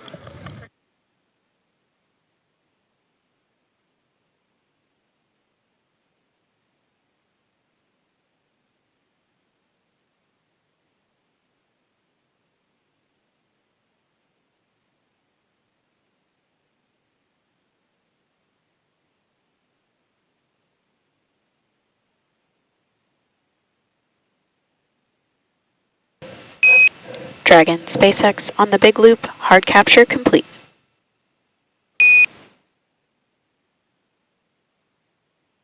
Dragon copies. Hard capture complete.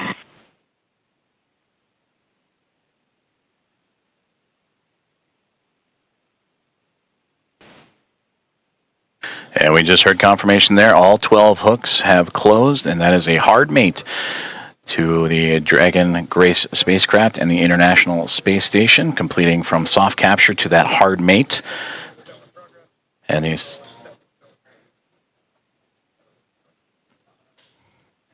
So the soft capture ring retraction in progress, and then it'll be on to establishing umbilical connections between the spacecraft and the International Space Station. That'll allow for the transfer of communications and power through those umbilicals. So where Dragon, you see that upper portion that's mostly black against the vacuum of space, but that's the solar arrays to provide Dragon power. Once those umbilicals are connected, that power will then be provided by the International Space Station, and communications will have that hardline connection with the umbilicals as well.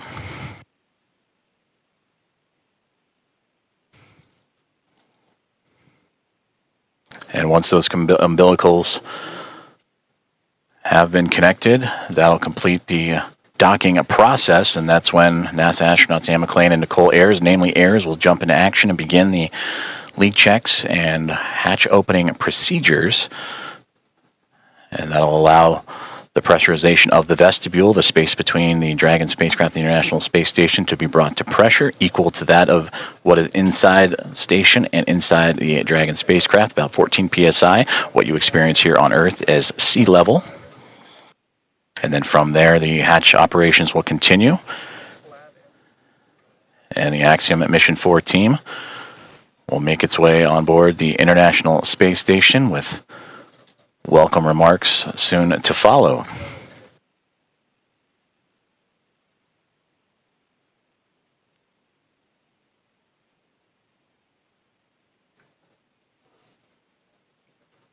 Soft capture ring has now been stowed away, and the umbilicals are in motion again to connect Dragon Grace and the International Space Station, providing that communications, that direct line of communications and power.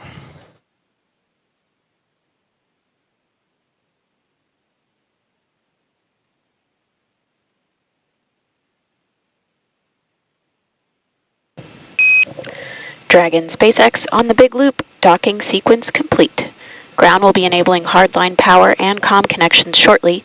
You are go to DOS suits per procedure 4.012 and begin post-docking cabin configuration per 4.400 in parallel. Dragon copies. Docking complete. 4.012 and 4.400 are in work. And Grace is happy to be on Harmony.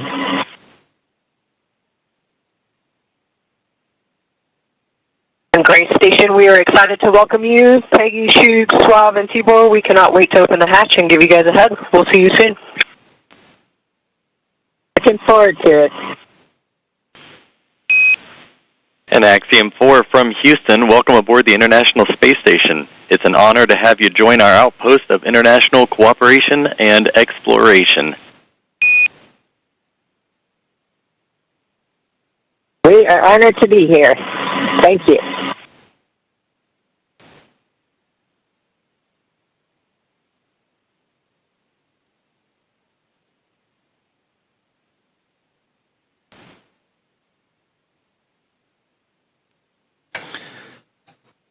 Very exciting moment for all those aboard.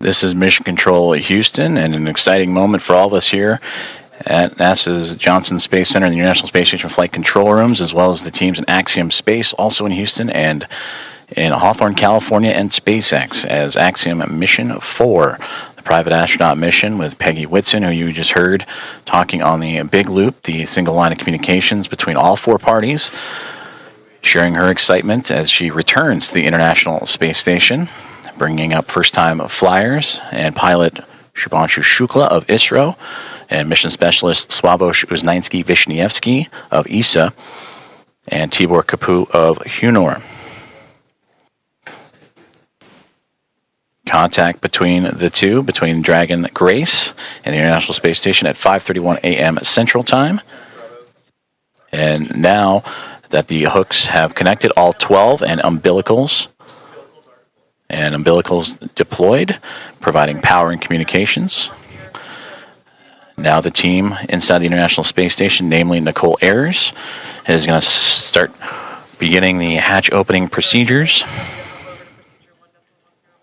And now that we're docked, she will secure some hardware and then move right into those operations. And first we'll open the large hatch at the Node 2 Zenith, or the space-facing port side of the Harmony module, and that's what you see, similar to where that NASA logo is. That's the Harmony module that the pressurized mating adapter is jettisoning up into and connecting to the Dragon Grace spacecraft. And then from there, she'll traverse into that pressurized mating adapter, and we'll begin pressurizing the vestibule, which is that small space between the hatches on Dragon and the space station.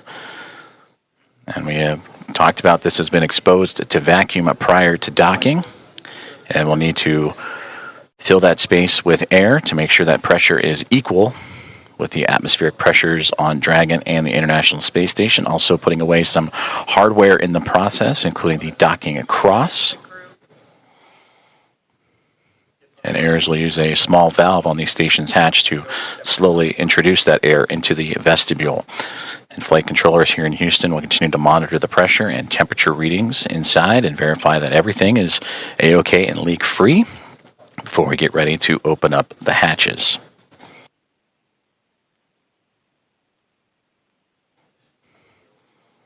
From that capture moment, which again was 5:31 a.m. Central, 6:31 a.m. Eastern over the North Atlantic. It takes roughly about 2 hours to get everything pressurized and checked out before we open up the hatches and welcome in Axiom Mission 4 to the International Space Station.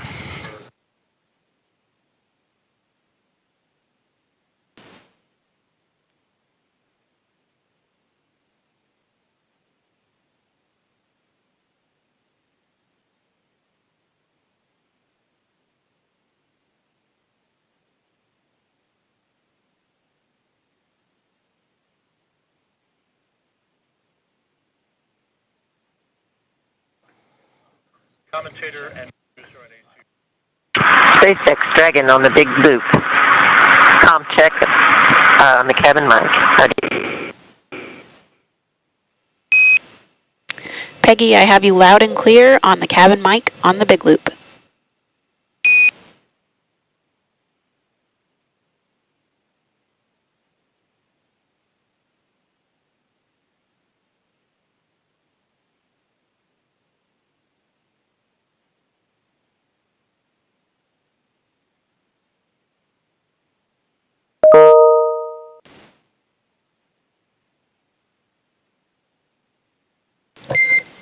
Dragon, SpaceX on Dragon aground. That call on the cabin mic actually came over Dragon aground.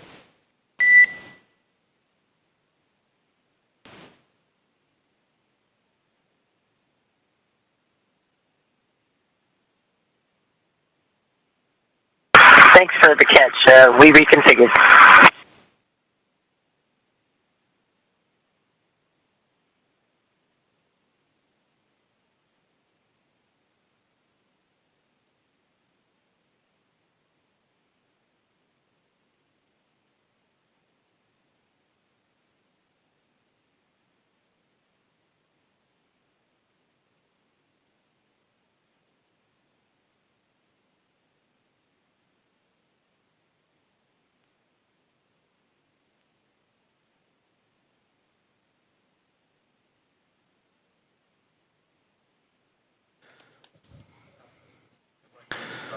This is Mission Control Houston as we continue to follow along the progress of the contact capture and beginning of hatch opening procedures as Axiom Mission 4 has arrived to the International Space Station.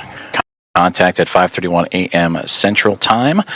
The soft capture and ring have been retracted and stowed away. The 12 hooks around the nose, the bulkhead there of the Dragon SpaceX connected to the pressurized mating adapter have latched on to create the hard mate. The umbilicals have been extended to allow for Dragon to run on power and communication lines provided by the International Space Station. And now looking at approximately 8:35 a.m. Central Time for welcome remarks, and shortly after the Axiom Mission 4 team make their way through the hatchway and into the International Space Station.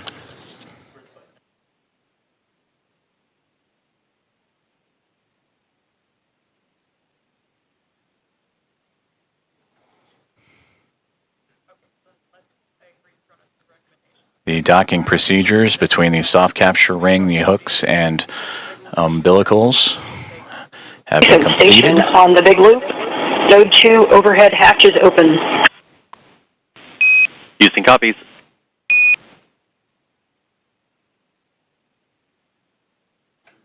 And a good call there down from NASA astronaut Nicole Ayers saying that she has opened up the hatch for the Node 2 Zenith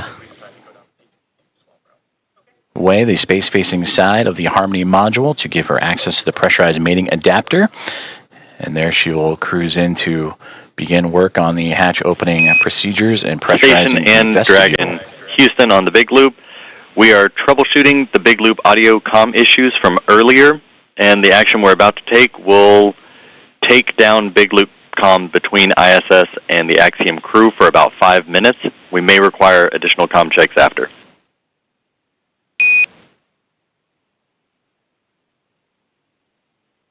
Station copies. Dragon copies.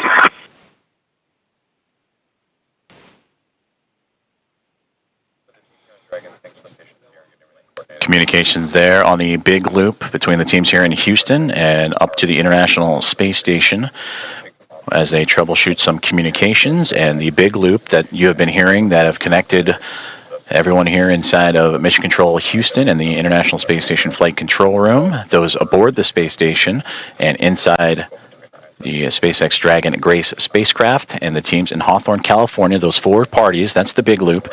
They will troubleshoot those communications for about 5 minutes and then recheck. But you heard just prior to that NASA astronauts Anne McLean and Nicole Ayers have begun the hatch opening procedures, in which the large hatch at the Node 2 Zenith, that's the space-facing side of the Harmony module, has been opened, and that will allow for them to begin the hatch opening procedures and pressurize the vestibule, which is what, in addition to the comms checks, we will monitor, as Ayers will use a small valve on the station's hatch to slowly introduce air into the vestibule. That's the gap between the Dragon spacecraft and the International Space Station that has been exposed to vacuum.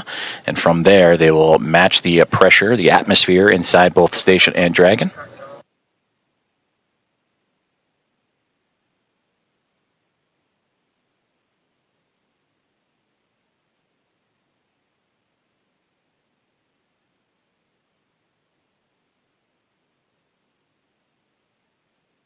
And this procedure for a hatch opening usually takes about 2 hours or so to perform leak checks and make sure every connection and everything is safe Station and sealed. on the big loop.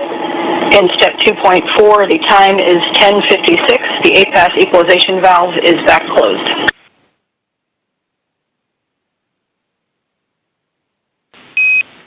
Houston, copies of the good config. Expect at least 15 minutes before we continue. Station copies. And that communication between the International Space Station and the International Space Station Flight Control Room, and you heard the word APAS hatch. That is the hatch, again, that they will be operating and looking to open up from the space station side. But in doing so, they will need to pressurize, as we've been talking about, the vestibule, and then allow for the atmospheres to match between the Dragon Grace spacecraft and Axiom Mission 4 crew, the vestibule itself, and the International Space Station, all equal throughout to allow for the parties to pass through for the hatch opening and eventual welcome remarks. The contact for Axiom Mission 4 to the International Space Station about a half an hour ago at 5:31 a.m. Central, 6:31 a.m. Eastern.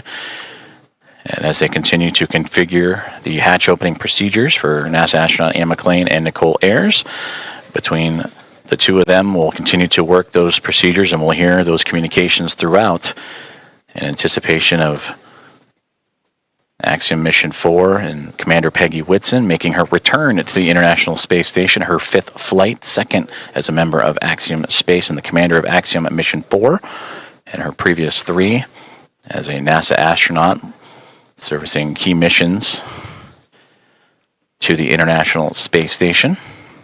And a big part of the coming up in November, 25 years of continuous operations and humans on board the orbiting laboratory.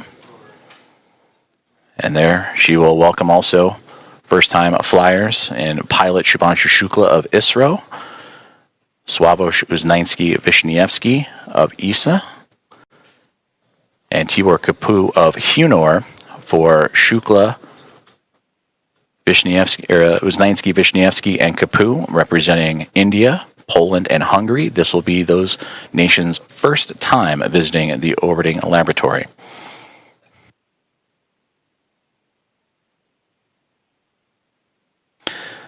And with that, from Axiom Mission 1 through Axiom Mission 4, the International Space Station will have welcomed 14 different private astronaut crew members representing 11 different nations, showing how private astronaut missions truly expand access to the International Space Station for more nations, people, and opportunities.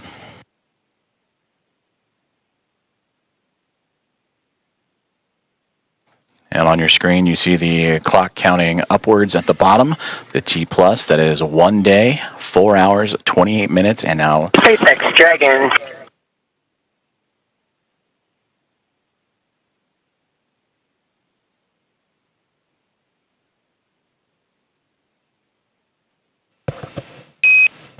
Dragon SpaceX on the big loop.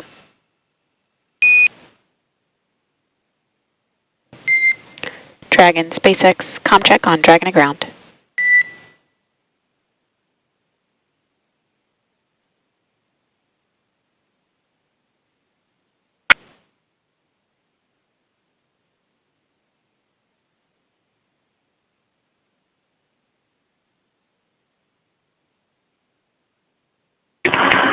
SpaceX Dragon from the cabin mic on Dragon to ground.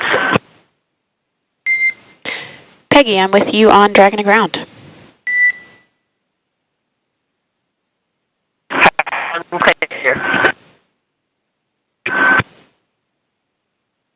Did you call for me, or did I misunderstand? I was returning your call. Okay, stand by for inventory. Copy, standing by.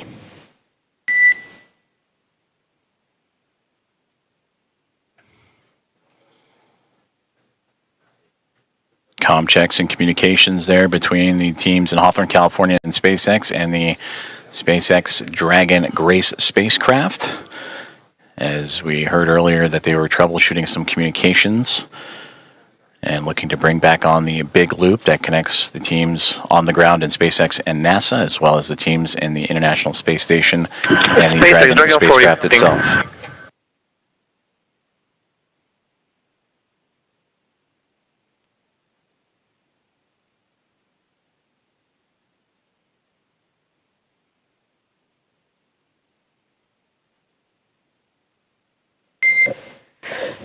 SpaceX Dragon 4 inventory reporting on Dragon to ground. And I'm with you on Dragon to ground. We are about to enter a LOS period for about 4 minutes, so we'll need to stand by.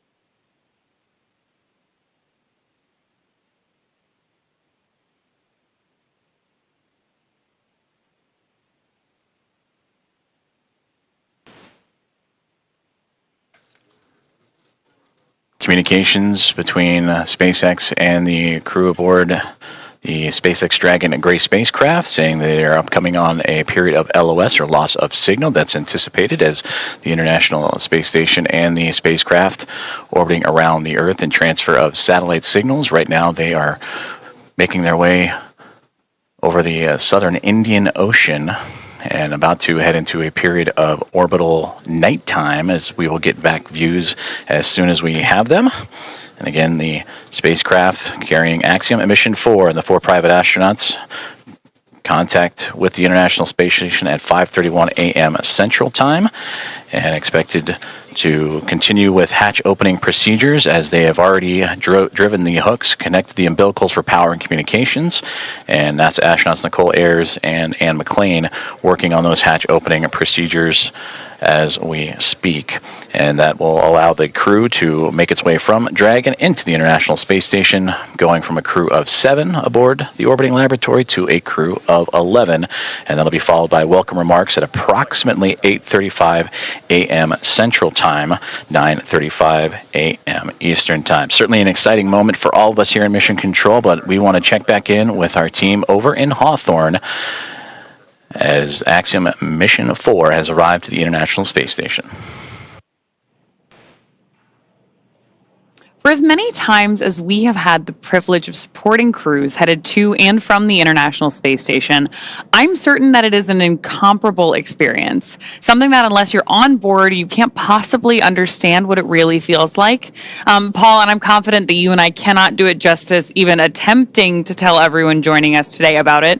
So instead, we have invited Axiom Space's own commander, Michael Lopez Alegria, to share from his previous experiences. LA, MLA, or Commander, you've got a few designations, right? For those who may not know... How you doing, Paul? Good to see you, Ronnie. Hey, it's good to see you as well, sir. Thank you for joining us this morning. Yeah, good to be with you. So for those who may not know, I've got to share a few stats here just to make sure people understand who we have joining us today on the show.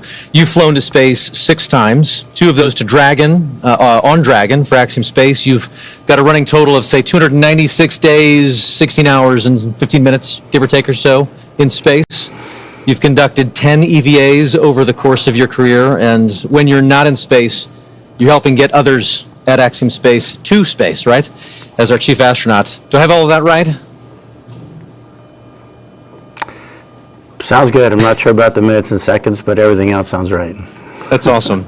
Well, we want to spend some time with you and just ask you some questions about your experiences getting to the International Space Station. Obviously, you know a thing or two about rendezvous and docking. So the first question is simply, we've just watched Dragon Grace dock to the space station. You've done this several times. What's the mindset for a crew at this point in the mission?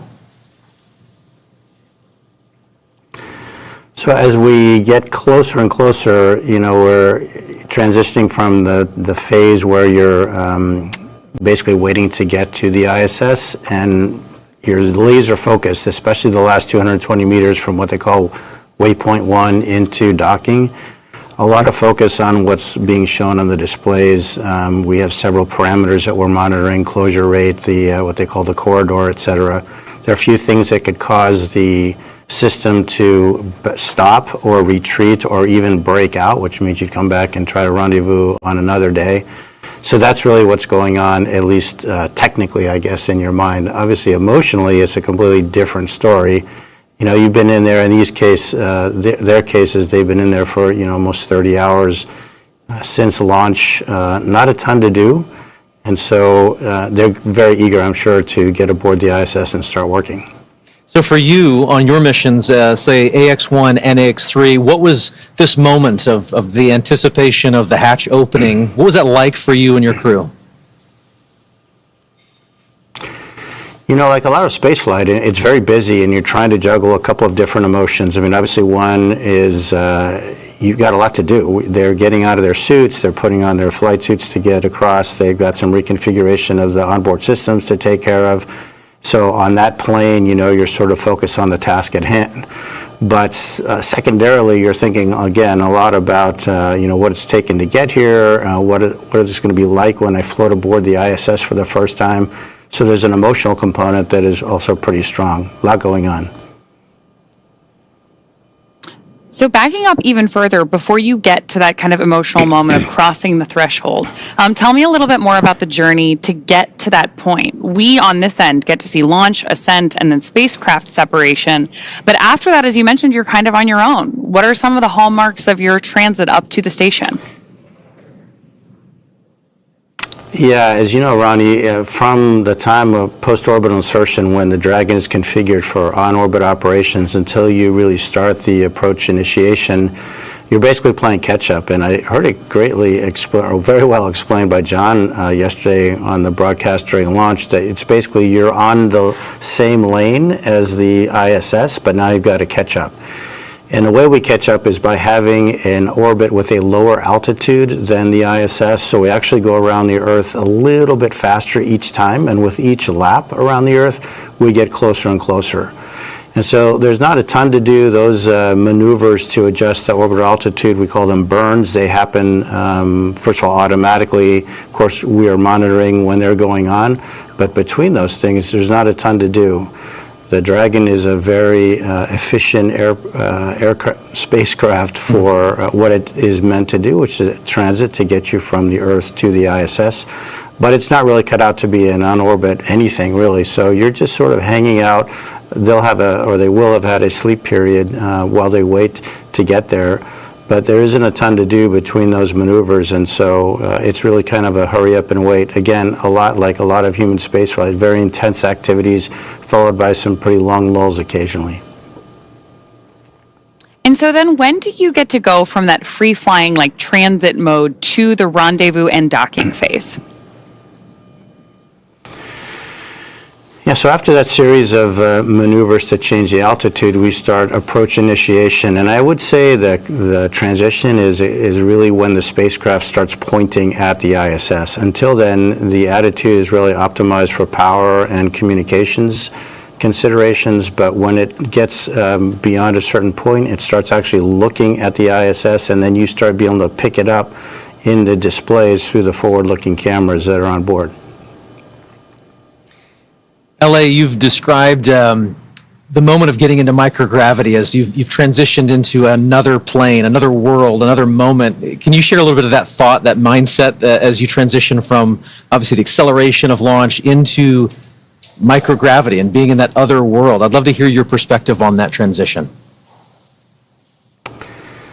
Yeah, Paul, it's interesting. I mean, it really is kind of like a parallel universe in a way. We all live our lives in 1G pretty much our entire lives. But when you make that transition, it really is a very different sensation. For the first time you feel it, you can't even believe it. I mean, it's a little bit like the zero-G airplane that we are trained in, but of course, instead of lasting 20 seconds or so, it lasts effectively forever. And so that sensation, it just brings a smile to your face when you let go of something and it just stays hovering in front of you. And it just never gets old. It's really quite remarkable. I love it. And obviously our crew in Dragon right now is in that other plane, in that other world of microgravity being constant. So we're walking forward, we're progressing towards this moment where the hatch will open and they are going to enter the space station. You've mentioned this already a little bit, but I'd love to just kind of unpack that some more. What is it like to just kind of float through that hatch and realize you're no longer in Dragon, you're now in the station? Yeah, think about the experience that these guys have had. I mean, they've been training in the mock-ups that look just like the ISS, but you're obviously walking around in there, you're not floating. So now they've experienced microgravity, but in the fairly confined spaces of the spacecraft. Once the hatch is open, it's a special moment, and as a commander, you really never get to see it because generally they go in first. But you can just feel their wonder as they float across the hatch, and they are actually in that environment that on the one hand looks so familiar, but in a different way feels very different because now you're floating and not walking through it. It's a similar experience, and I remember on AX-1 when the three first-time flyers saw the Earth from the first time from the Dragon spacecraft after we got into orbit. And again, I didn't see their faces because they were glued to the windows, but I could just feel, hear, and sense how excited they are, and it's a magical feeling. And I'm looking forward to trying to perceive what that must be like for these three as they float aboard the ISS.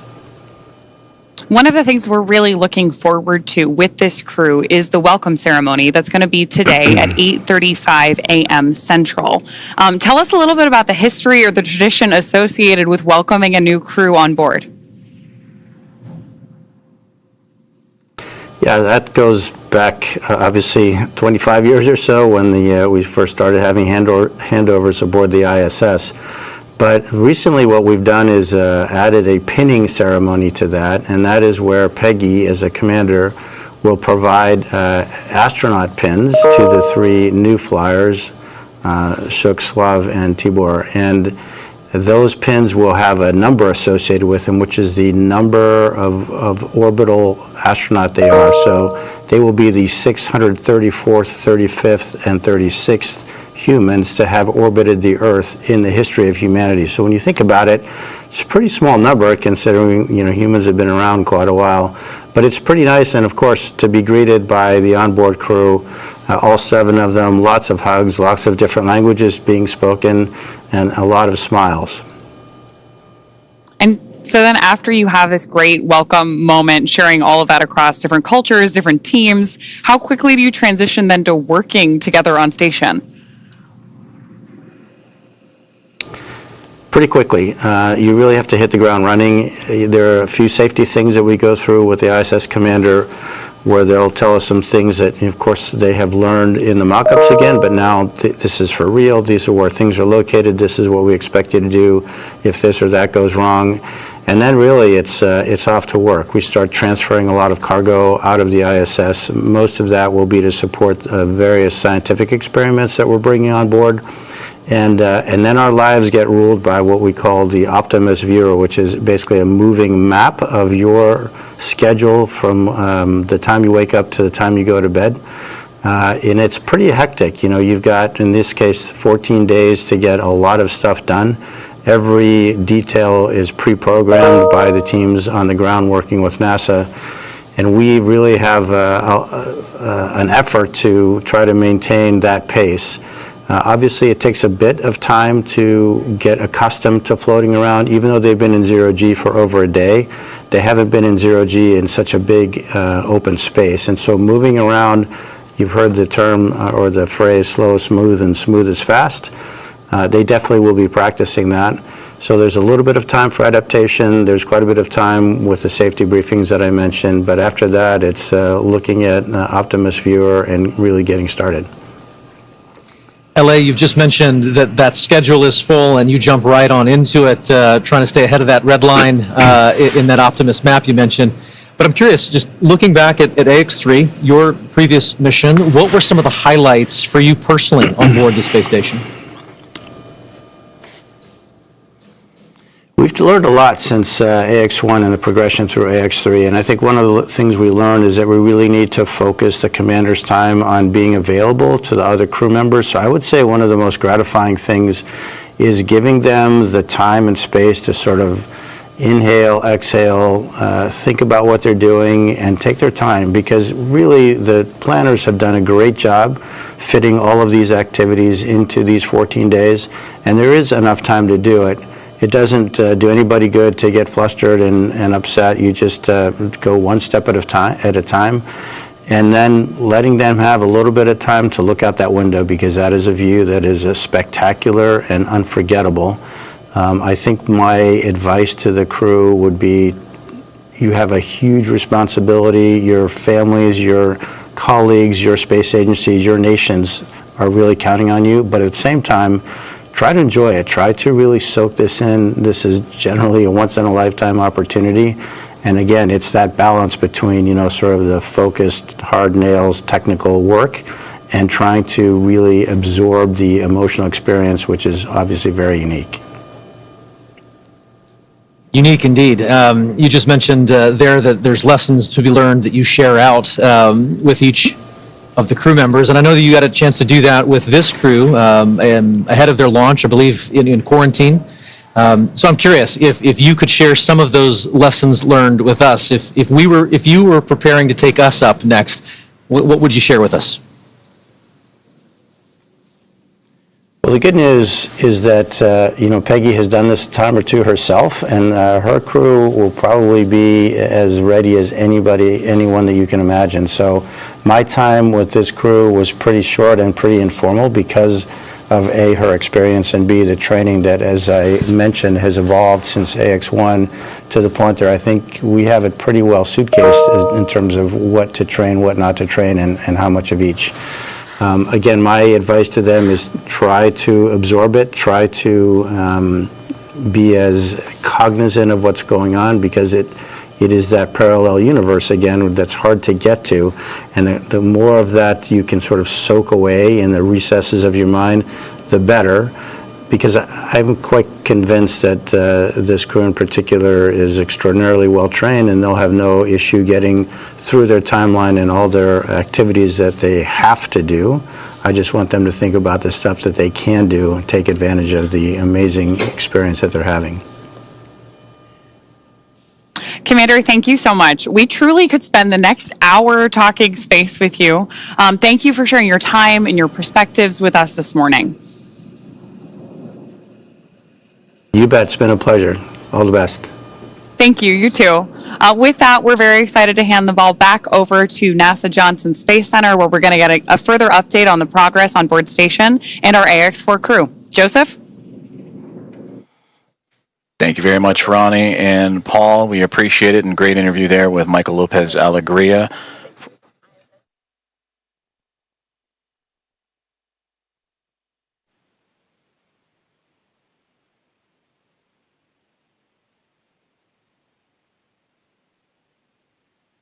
Dragon copies. And a great update right there to bring us right back into what's been happening and all the key milestones of the hatch opening process and the docking process for Axiom and Mission 4.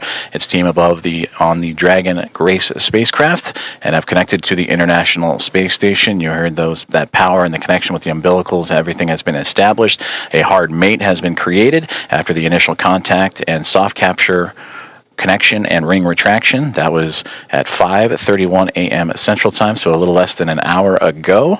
And we are still on board, as Ronnie, as you mentioned, tracking that welcome remarks and welcoming the crew formally on board the International Space Station around 8:35 a.m. Central Time. So far, everything's still being worked on in terms of those hatch opening procedures, as the Dragon spacecraft has connected itself to the Node 2 Zenith port, or the space-facing port of the International Space Station, and we'll bring you back those views as soon as we have them, as we are continuing our coverage all the way up until those welcome remarks and bringing on the Axiom Mission 4 team, the fourth private astronaut mission to the orbiting laboratory. On board the International Space Station as we speak, as you heard, those comms checkouts and power and communications checkouts continuing to roll on along. NASA astronauts Nicole Ayers and Anne McLean, who monitored Dragon's progress throughout the morning, from the approach initiation burn all the way through to the contact and capture, They are beginning those hatch opening procedures, and we'll continue to look at the APAS hatch and the pressurized mating adapter. That's the space that separates between the International Space Station and the Harmony module and the Dragon spacecraft itself. And in there, those series of hatches, the APAS hatch is, and the vestibule, of course, is what needs to be pressurized to allow for the APAS hatch on the International Space Station side to be opened and stowed away. And then from that angle, then it'll allow for the Dragon team to open up their side of their hatch. And once the pressure is equal between Dragon, the vestibule, and the International Space Station, that'll allow for the crew to come on board the orbiting laboratory and bring the crew, the Expedition 73 crew, which right now is a crew of 7, and welcome in their guests, Axiom Mission 4, and bring up the total to 11. There you can see on your screen the International Space Station and the Dragon spacecraft together orbiting over the southeasternmost portion of Australia, and they are in an orbital nighttime period right now, and that'll stretch on for another few more moments, and we hope to have those great views of the space station and the Dragon spacecraft once the sunrise and orbital daytime has returned. And again, tracking an 8:35 a.m. Central Time welcome remark, and shortly before then, you'll see the crew, and we'll have all that coverage and views of the Axiom Mission 4 team making its way into the orbiting laboratory.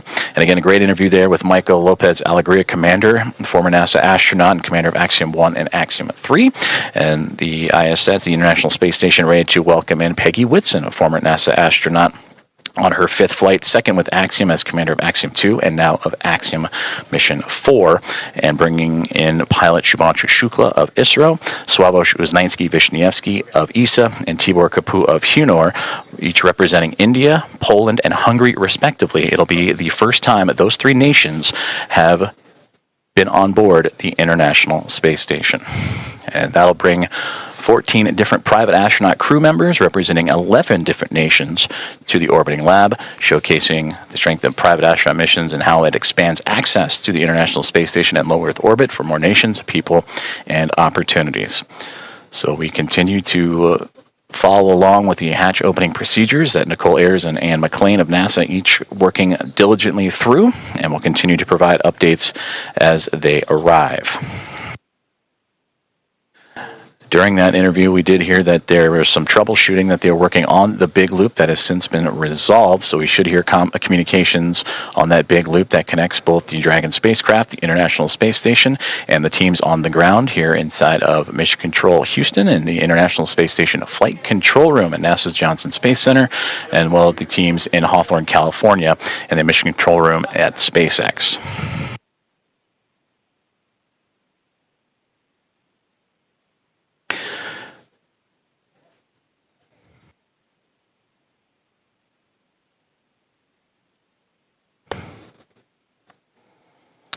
Currently on board the International Space Station.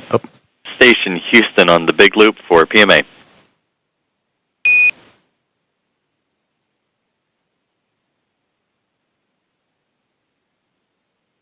Houston Station, go ahead on the big loop.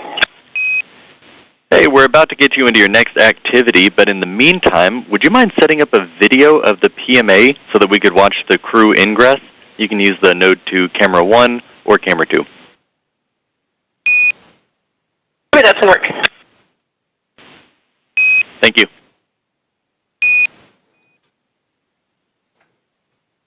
Communications from the ground here in Mission Control Houston up to the International Space Station, that PMA, pressurized mating adapter, and that is where NASA astronaut Nicole Ayers is currently operating in the hatch opening procedures, and they're asking to set up a camera so we can get live views in and witness the Axiom Mission 4 crew as they ingress or enter the International Space Station. So we will keep an eye out for those views coming from that pressurized mating adapter just inside the Zenith, Node 2 Zenith port of the International Space Station, that space-facing port.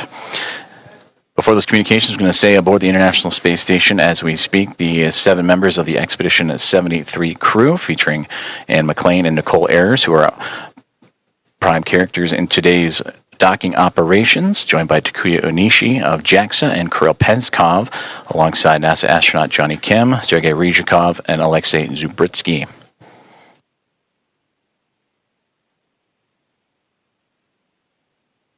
You You heard during the interview with Michael Lopez Alegria some of those key milestones and celebratory moments that he celebrated in his time as the commander of Axiom Mission 1 and Axiom Mission 3 earlier, bringing those first-time flyers in Shubhanshu Shukla, Sławomir Uznański-Wiśniewski, and Tibor Kapu into microgravity for the very first time.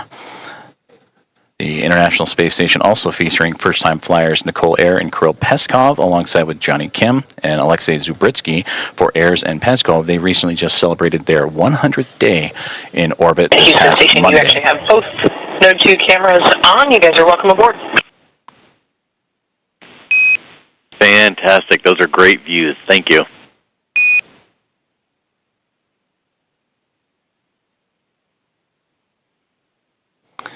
And there you see the live view that the team on board the International Space Station has just set up for us to see as we are inside the pressurized mating adapter looking into what will be the APAS hatch that will eventually be pressurized and the vestibule pressurized, pardon me, to welcome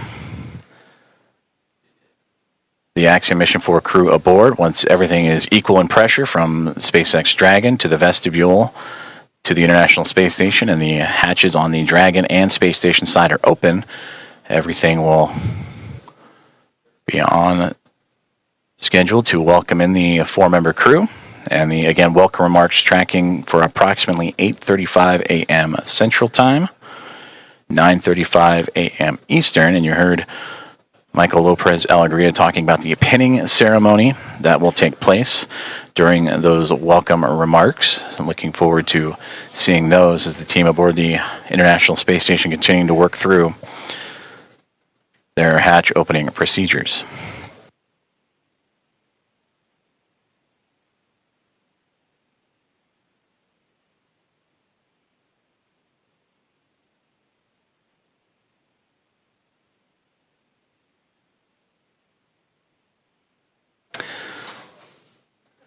Since launching from Launch Complex 39A and NASA's Kennedy Space Center yesterday morning at 1:31 a.m. Central, 2:31 a.m. Eastern, the Axiom Mission 4 crew above the newly named Dragon SpaceX Grace spacecraft have tracked down the International Space Station through a stair-stepping procedure of multiple burns that occurred from just moments or a few moments after launch up until the early morning hours today, to allow them to catch up to the orbiting laboratory and set up for the final approach and docking, and that contact with the orbiting laboratory at 5:31 a.m. Central Time.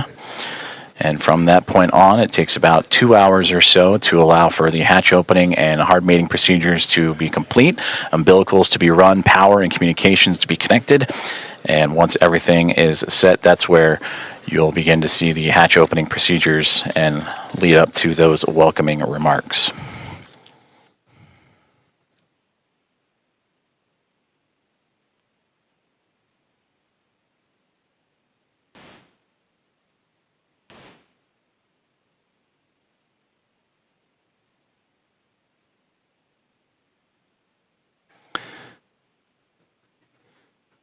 And as you're following along with us as we continue to wait for views of the International Space Station and the Dragon spacecraft as they are in an orbital nighttime period, making their way across the Pacific Ocean and approaching the equator, almost right in the middle of the Pacific Ocean. We'll get those views back from the exterior cameras. And the astronauts on board the International Space Station continuing to configure the cameras for views inside the orbiting lab.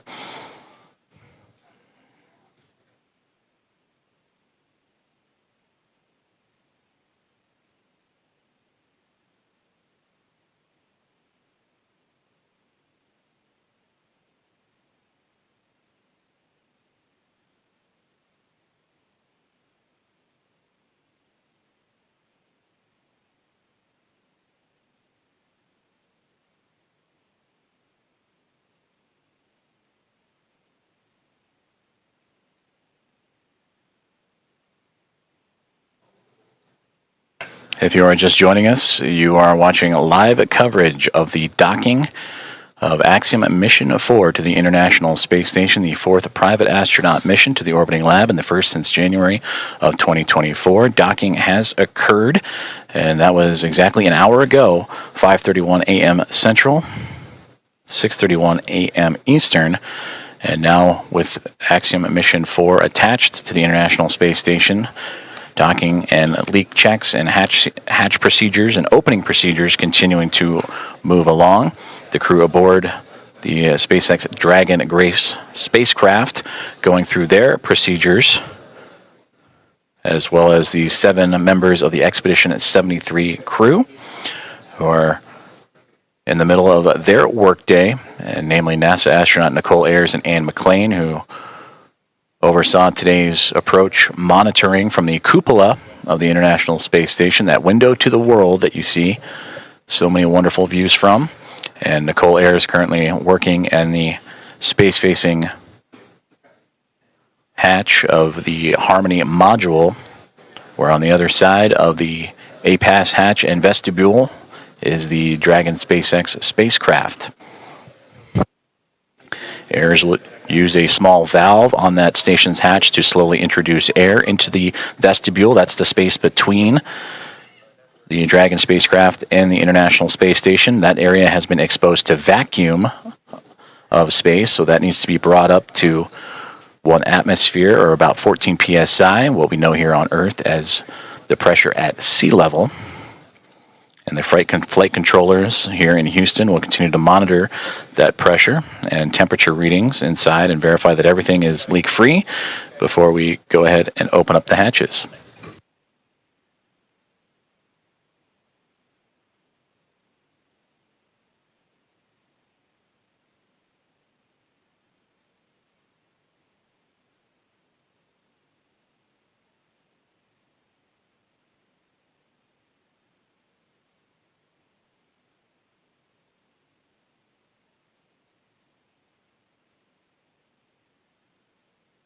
Just received communications from the team here inside the International Space Station Flight Control Room that the vestibule leak check has been successful, and it is good.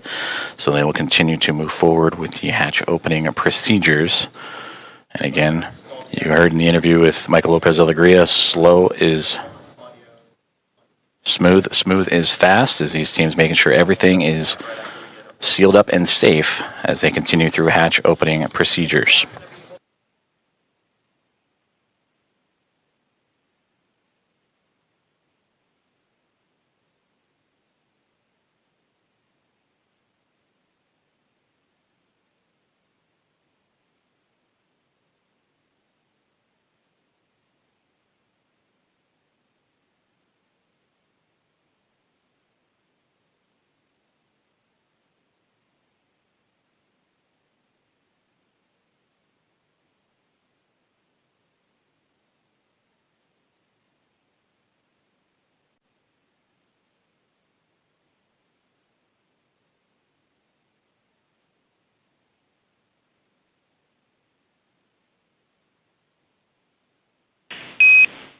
Station Houston on the Big Loop. We are doing some more troubleshooting for the C2V2 audio issue, so Big Loop is going to be down for another 5 minutes. In the meantime, you are go to pick up in step 3.1 of 2.102, and NASA TV should be available on VME TV now.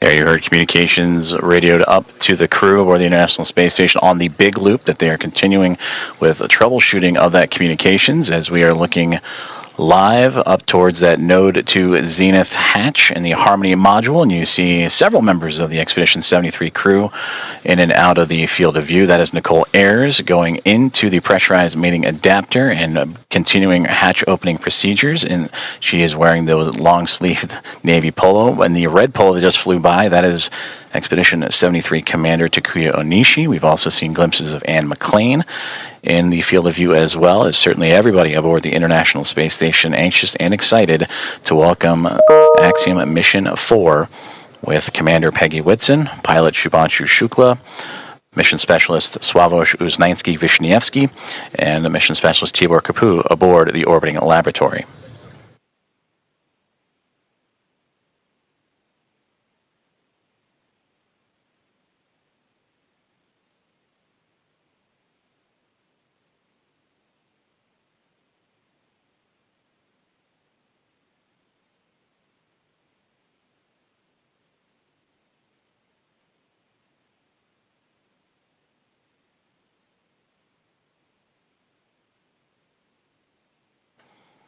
This is Mission Control Houston. If you are just joining us, you are following along with live coverage of the docking and soon-to-be hatch opening and welcome remarks of Axiom Mission 4 to the International Space Station.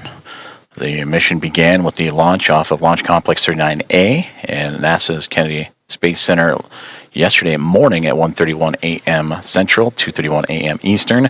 That took them on a journey that was a little more than a day to get them to the orbiting lab. They have since docked, and contact was at 5:31 a.m. Central Time. And after the connections made, the hooks driving to form the hard mate, umbilicals with power and communications connections all run. Now it is those hatch opening procedures and leak checks that the crew is currently working through aboard the International Space Station, while the crew aboard Station on 2 for step 3.2, seeing about 0 for the DVTT, looking for your go to continue.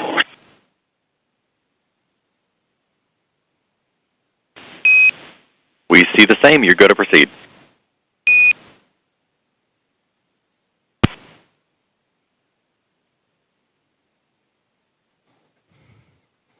and continued communications as Nicole Ayers once again floating into that pressurized mating adapter and continuing those hatch opening procedures to welcome Axiom Mission 4.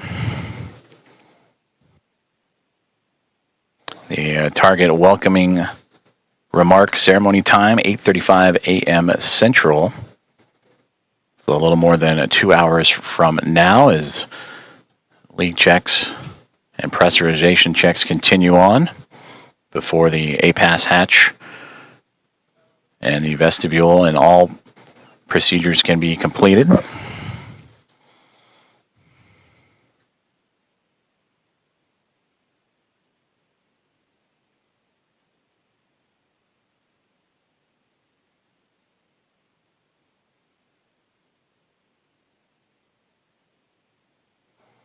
And a great view of some of those procedures as Nicole Ayers, again, you can see her with that right hand turning the crank and working on that hatch to continue those procedures.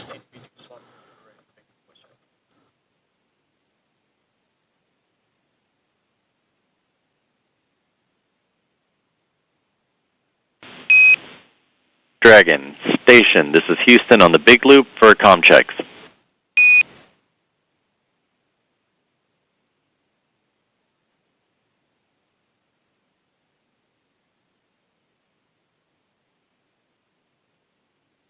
Dragon has you loud and clear.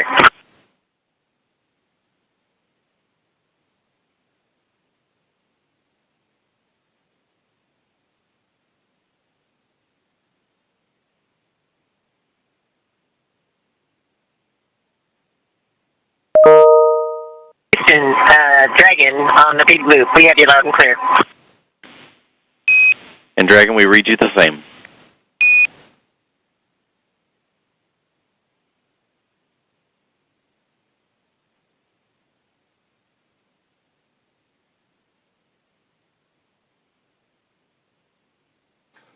Great communications checks there as the teams on the ground continuing to work on those communications between the International Space Station and the ground, as well as the teams here in Mission Control Houston and Dragon, as we are watching live inside of the International Space Station up into the Node 2 Zenith hatchway as NASA astronaut Nicole Ayers continuing with her hatch opening procedures.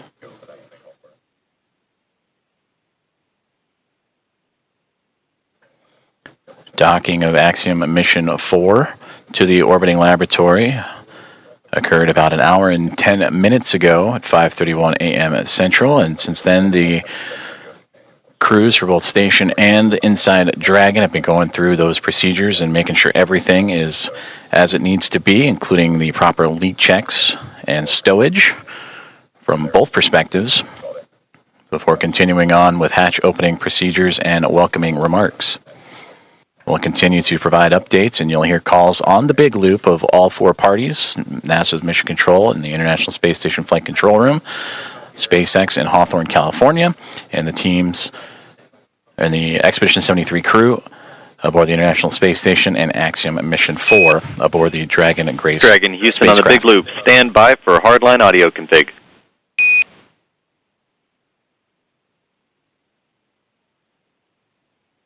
Dragon copies.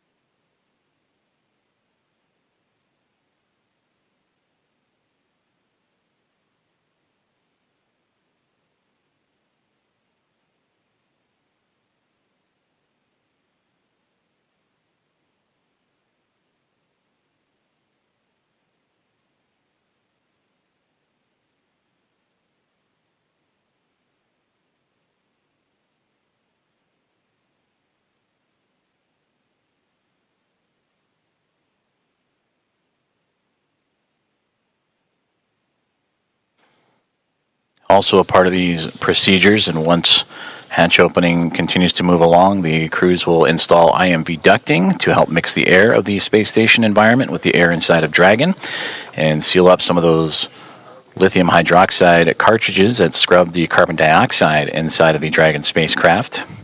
And that was on their ride to the International Space Station. They'll also check some vent valves as we go, and maybe need a little bit more time on board, but these last final checks are crucial to make sure everything is good to go, since it will remain docked to the International Space Station for nearly 2 weeks.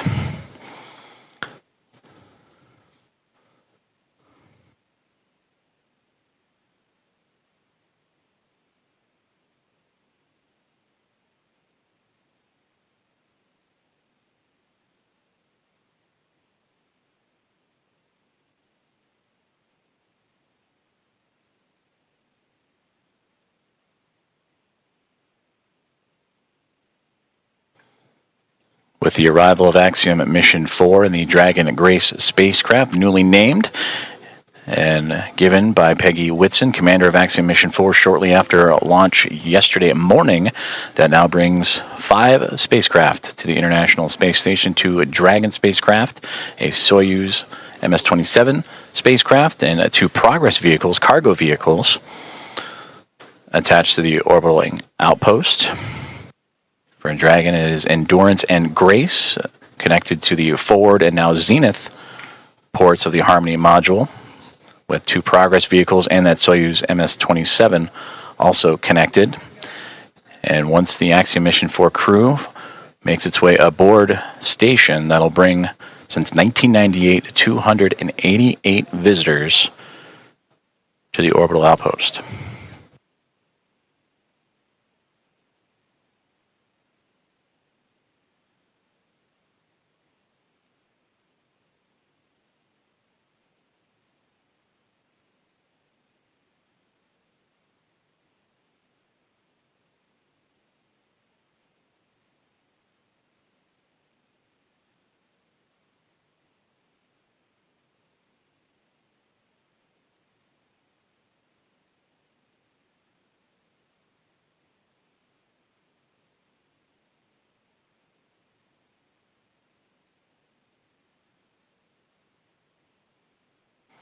Nicole Ayers, NASA astronaut, has returned to inside the pressurized mating adapter and working on the APAS hatch and hatch opening procedures,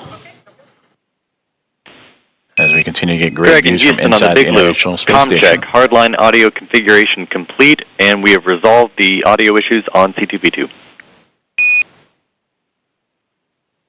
That sounds great, because we have you loud and clear. We read you the same.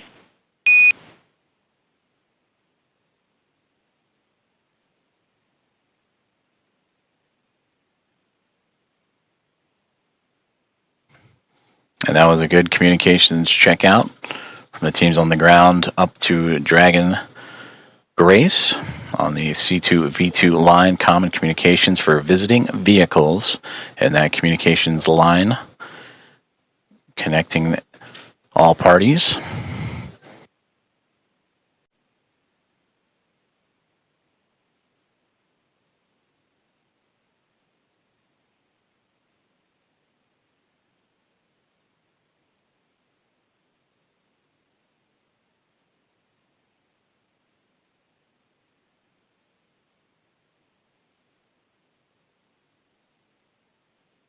As we continue to work through hatch opening procedures, and again targeting approximately 8:35 a.m. Central Time for welcoming remarks as the International Space Station and Expedition 73 crew bring in and welcome aboard Axiom Mission 4. Both the orbiting laboratory and the newly docked SpaceX Dragon spacecraft over the northern Pacific Ocean, about to cross into the west coast of North America, right along the U.S.-Canadian border. And also around that time, we will start seeing an orbital daytime period as Dragon and the International Space Station have been orbiting in a nighttime phasing.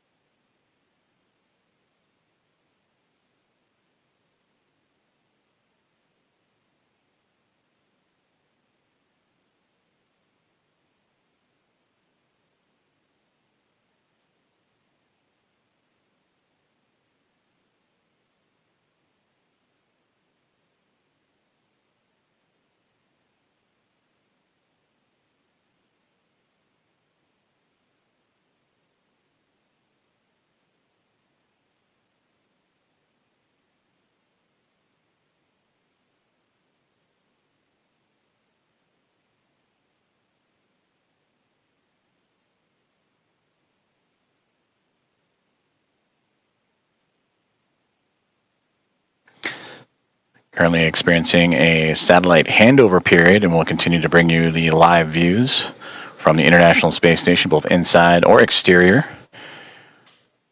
Once communications is established, which should be here in the next few moments. Until then, you can see on this map where exactly we're talking about, where the station and Dragon orbiting over the Pacific Ocean and about to cross over North America and over the northernmost territories of Canada.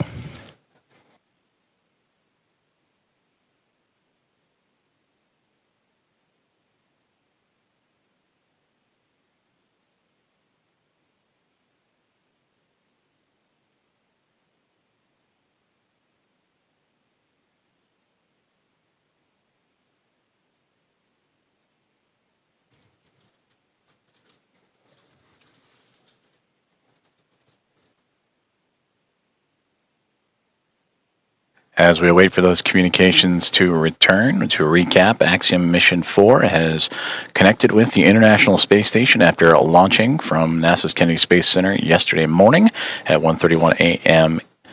Central Time to connect with the space station at 5:31 a.m. Central this morning. So a little more than a day's transit, and where it would execute a sequence of burns to raise its altitude and close the distance between Dragon Grace and the International Space Station through a phase burn, boost burn, close burn, transfer burn, and then eventually the co-elliptic burn, to make sure that the spacecraft is on the same pathway as the International Space Station and able to make its way up and over top of it to connect to the space-facing port of the Harmony module, the Node 2 Zenith port. As we now get views back inside of the International Space Station, that is the view from the other side. We mentioned the space-facing port. That is looking up into where the hatchways will be to allow for the Axiom Mission 4 crew to pass through and be brought aboard the International Space Station. For Peggy Whitson, commander of Axiom Mission 4, her second flight as an Axiom commander after previously serving as commander of Axiom Mission 2. This is her 5th flight and return to the International Space Station, where she continues to build on an impressive career, the most experienced United States astronaut. Entered the mission with 675 days to her credit and will certainly add to that record-setting total in her time aboard the orbiting laboratory, and bringing up pilot Shubhanshu Shukla of ISRO, Sławosz Uznański-Wiśniewski of Polsa, and Tibor Kapu of Hunor. And for Shukla, Uznański-Wiśniewski, and Kapu, representing India, Poland, and Hungary, respectively, for those nations, it'll be their first time coming to the International Space Station. Nicole Ayers. And the last one into the hatch, I believe that was Anne McLean making her way in as they continue to work through hatch opening procedures.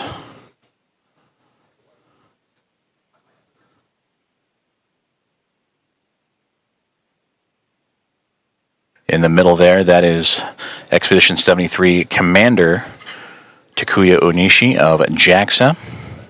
And then you just momentarily saw NASA astronaut Johnny Kim float in and out of view as the crew working together to continue these procedures, moving around some equipment, and to allow for the access to the APAS hatch. After successful vestibule pressurization and checks. And that's the operations that Nicole Ayers is working on right now with Takuya Onishi.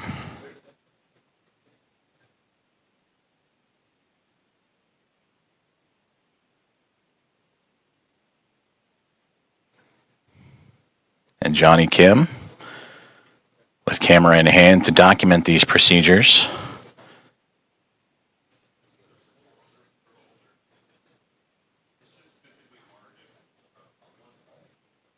And again, just on the other side of this hatchway is where the Axiom-4 crew going through procedures of their own, inventory and doffing their suits that they wore on the uphill ride to their initial orbit. And after an off-duty period would put back on for those dynamic phases of flight, starting with the approach initiation burn that occurred earlier this morning.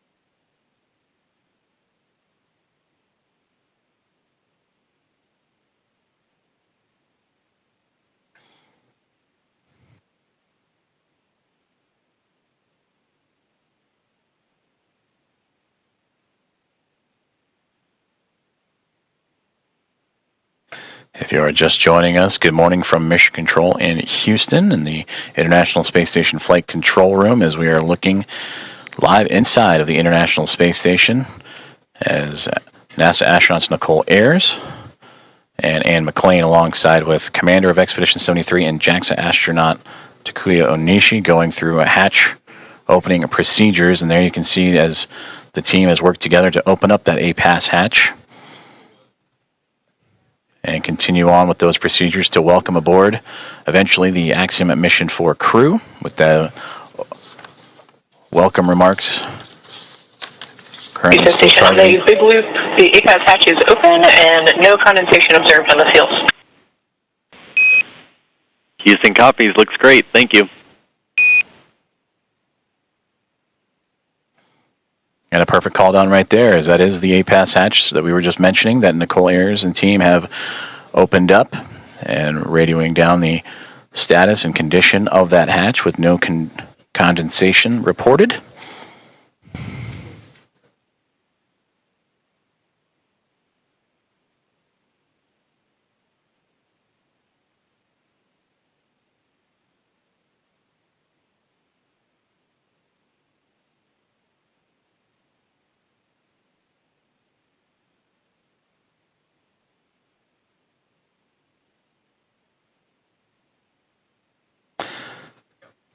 And as Nicole Ayers continues to work on that hatch, you'll also see that hatch be covered up to give an extra level of safety to allow for the Axiom Mission 4 team to pass smoothly without having to worry about any additional hazards as they pass through the vestibule and pressurized mating adapter and eventually into the Harmony module of the International Space Station.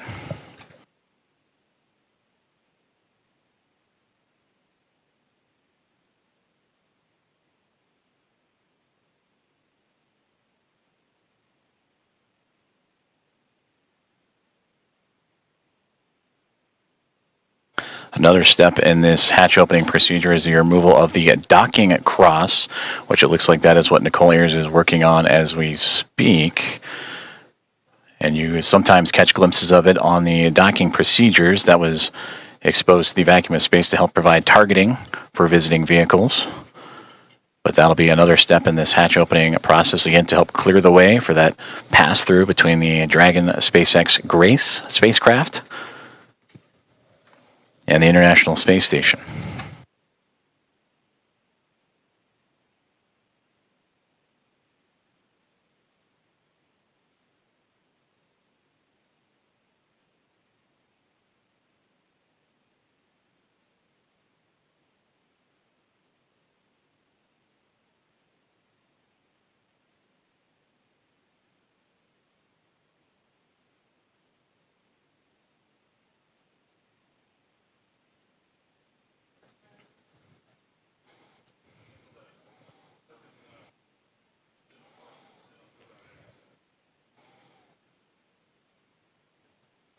Hatch opening procedures continuing to move along for the teams aboard the International Space Station and Axiom Mission 4 as we draw closer and closer to the anticipated hatch opening and eventual welcome remarks. And we thank you for tuning in and joining us this morning as we are live from the International Space Station Flight Control Room in Houston, Texas, monitoring Nicole Ayers as she continues to work through those step-by-step procedures. As the hatchway, there you see the large square structure just off to the right-hand side of our field of view with that window in the middle was opened up. Houston on the big loop. Just want to clarify, we want the standoff cross stowed in the standoff cross cover bag.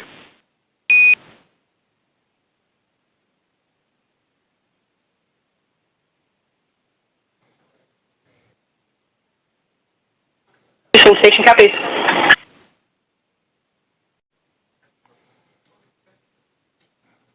And that's the teams here on the ground assisting the astronauts on board the station with those hatch opening procedures. As again, that zenith hatchway we were just mentioning before the comms open to the right that allowed Nicole Ayers and team to pass through. And that docking cross that was just removed will be inserted into its own bag. And there is NASA astronaut Ann McLean to join Ayers in the hatchway and continue on with those procedures as they now look to cover up the APAS hatch, which was just opened a few moments ago, to provide an extra layer of safety and protection for astronauts passing through.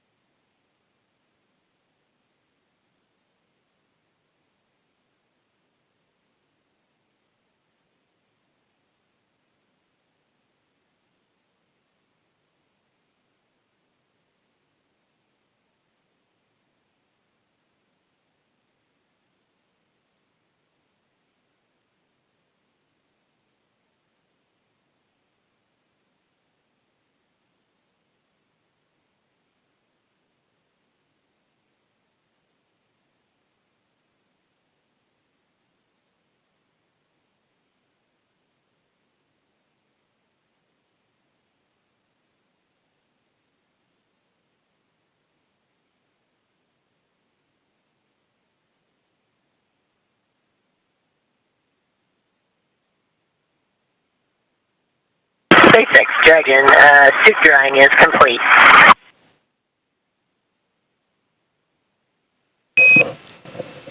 And Dragon, we copy on the big loop, suit drying complete.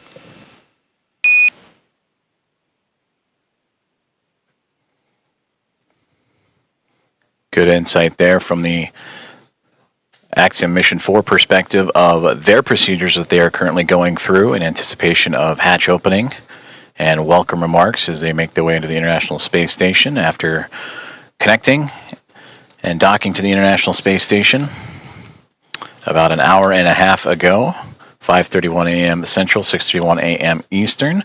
They went through their procedures, inventory, and stowage, and doffing of their suits that they wore from launch yesterday morning from Cape Canaveral, Florida, at NASA's Kennedy Space Center, and then during the dynamic portions of operations, and are now settling into their flight suits that they will bring in and wear as they cruise into the International Space Station. And that's the view we see from the orbiting laboratory, is NASA astronaut Anne McClain and Nicole Ayers working through their procedures for hatch opening. The APAS hatch is open after successful vestibule pressurization and checks. They are now covering up that APAS hatch. SpaceX Dragon in step 5 of 2.102. We're waiting your go for hatch open. Dragon, SpaceX copies on the big loop. You are standing by for hatch opening. We are waiting for hardline connections to be complete. I'll call back with a go. Okay, thanks. Sorry to rush you.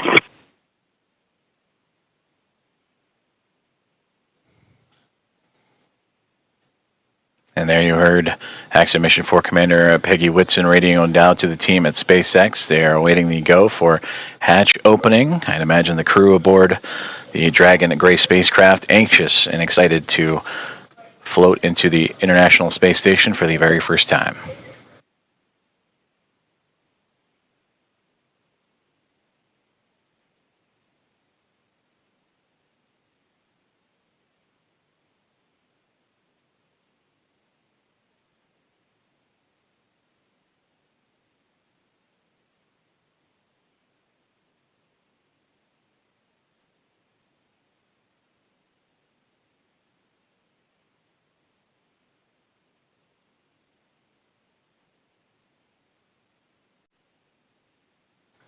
And you just saw that orange ductwork or hose-like piece of equipment that Anne McClain and Nicole Ayers were just operating with. That's a part of helping mix the air between the International Space Station and the Dragon spacecraft.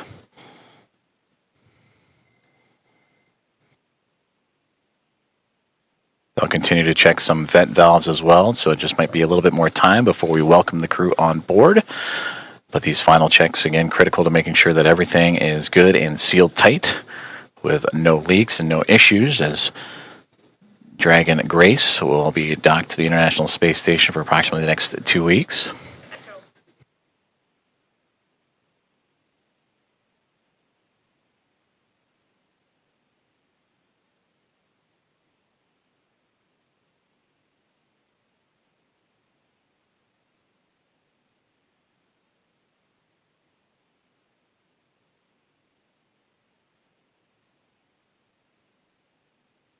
Houston, SpaceX station is ready for Dragon hatch equalization.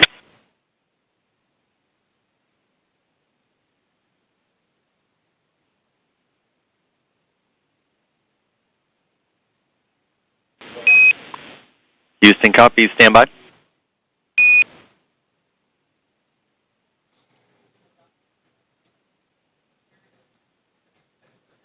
Another step in those hatch opening procedures is Nicole Ayers just radioed down for the SpaceX Dragon hatch pressurization and equalization. As you see the pop of flash bulbs aboard the International Space Station being documented, and plenty of smiles from the Expedition 73 crew as we draw closer and closer to hatch opening and welcoming Axiom Mission 4 aboard the orbital outpost.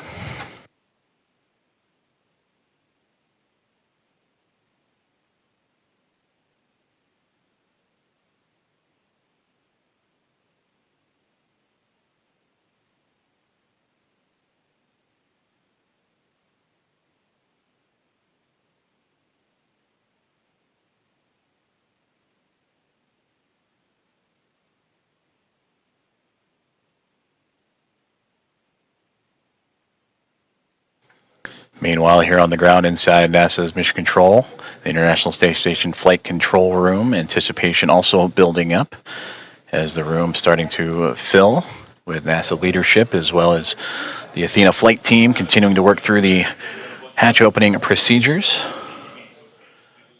Flight Director Allison Bollinger closely monitoring every step of the way as Nicole Ayers continuing to work through each checkpoint on her list. That's what you saw on the little tablet that she was referring to, making sure every step is covered as she has now floated back into the pressurized mating adapter across the APAS hatch. Station Houston on the big loop. We're still working some ground config actions before we're ready for equalization. In the meantime, can we get confirmation that the standoff cross went into the standoff cross bag? We were unable to tell from the video. It was in there when you guys called. Thanks. Copy, thanks.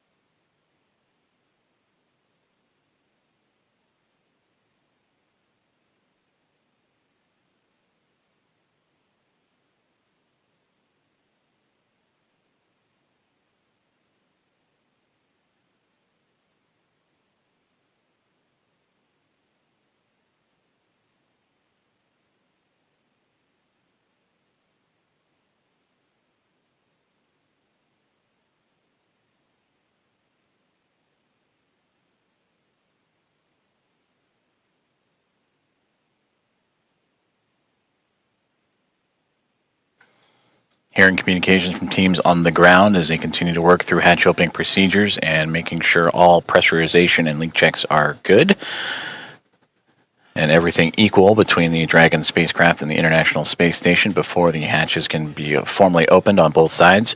You can see into this hatchway the space-facing port, or into the space-facing side of the Harmony module aboard the International Space Station and the International Docking Adapter that welcomed the connection of Axiom Mission 4 at 5:31 a.m. Central Time earlier this morning. And since then, the crews aboard both the Dragon Gray spacecraft and International Space Station have been diligently working and continue to monitor the progress of that hatch opening with teams on the ground also following suit.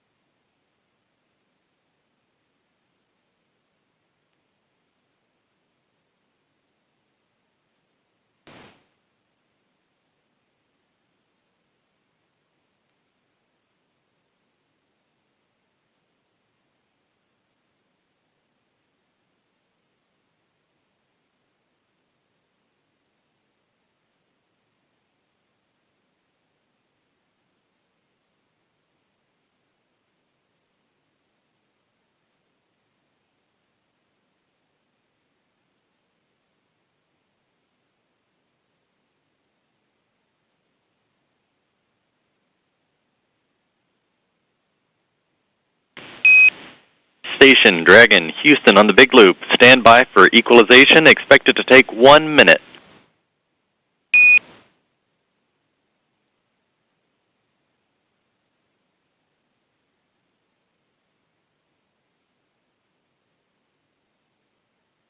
Station copies 1 minute. Dragon copies 1 minute.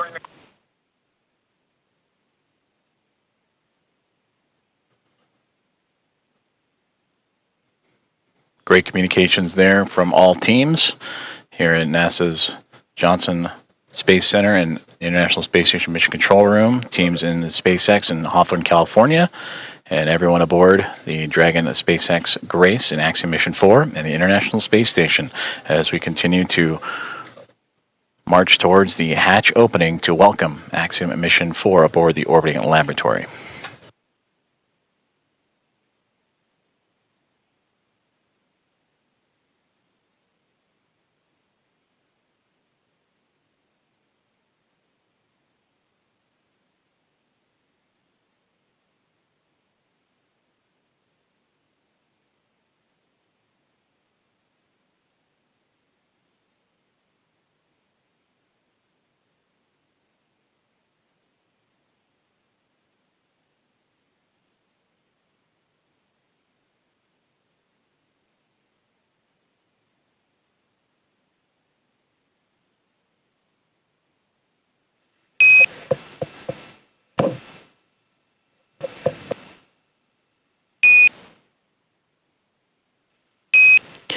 Dragon SpaceX on the big loop, you are go for hatch opening per the decal, followed by the remaining actions in Procedure 4.400, Section 6. Dragon copies. Go for hatch open and remainder of steps in 4.400.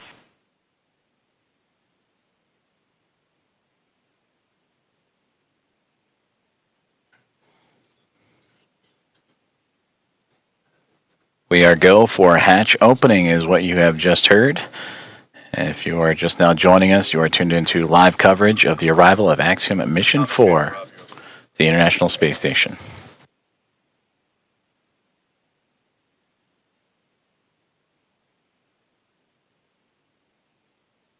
SpaceX Dragon, hatch is coming open.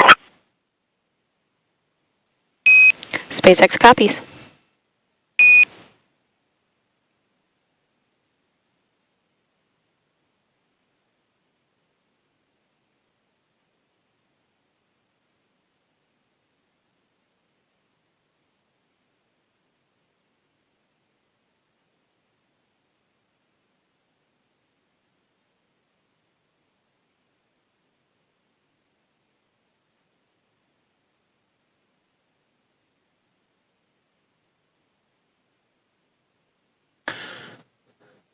Expedition 73 crew anxiously awaiting as we just received the go for hatch opening to welcome Axiom Mission 4 into the International Space Station. There you see Ann McLean in the foreground working on the tablet, alongside with Johnny Kim on the far right-hand side, NASA astronaut, and then Roscosmos cosmonaut Kirill Peskov next to him, with Alexei Zubritsky and Sergei Ryzhikov, also of Roscosmos in that mix. And right there in the middle, almost standing, if you will, from our perspective, is Expedition 73 Commander and JAXA astronaut Takuya Onishi.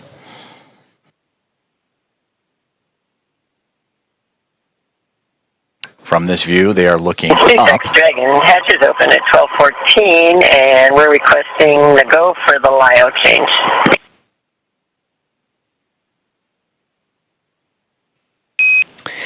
Copy 1214 Zulu hatch opening time, and you are go for LIO swap.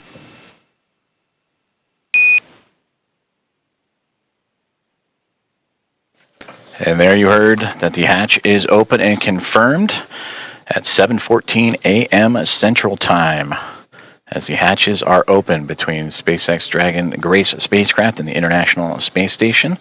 Again, 7:14 a.m. Central, 8:14 a.m. Eastern.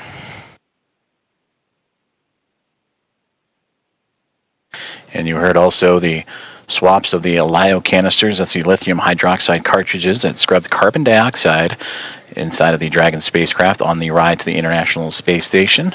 Also, Nicole Ayers out of view, but if from this perspective, looking up, she is operating with the Axiom Mission 4 team to help refresh the air and cycle air between the two craft as they continue a few more procedures before floating across and into the orbiting laboratory for the first time.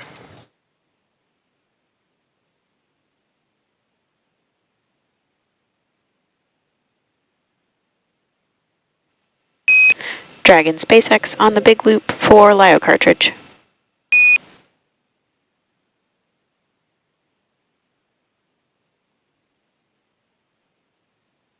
Go ahead for LIO cartridge. Just looking for clarification on your next action there. We're tracking LIO cartridge sealing per 2.102 step 6.5. Oh, okay. And in my procedure, I had put instructions on the decal for section.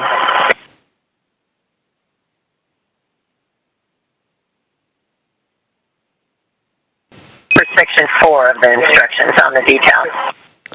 And copy that, Peggy. We'll defer to the instructions in 2.102. Okay, that's where we are.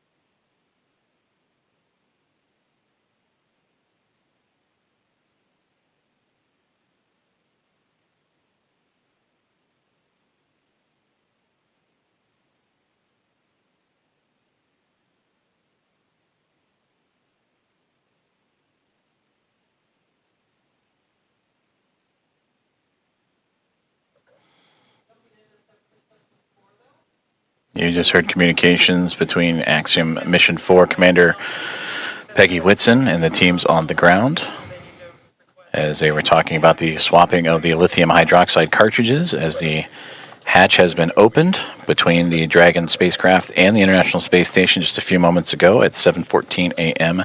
Central Time. And this is a view inside the International Space Station, looking forward, if you will, as the astronauts and cosmonauts aboard are looking up. That is towards the space-facing port of the Harmony module. That's where they are in now. If you were to keep going forward, if you will, that is the forward port, which currently is occupied by Dragon Endurance from Crew 10.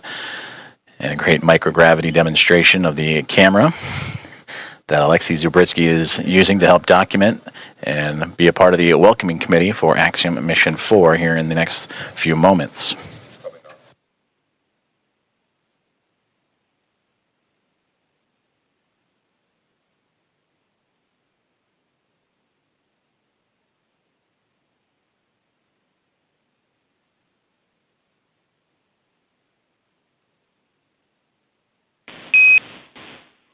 Dragon Houston on the big loop.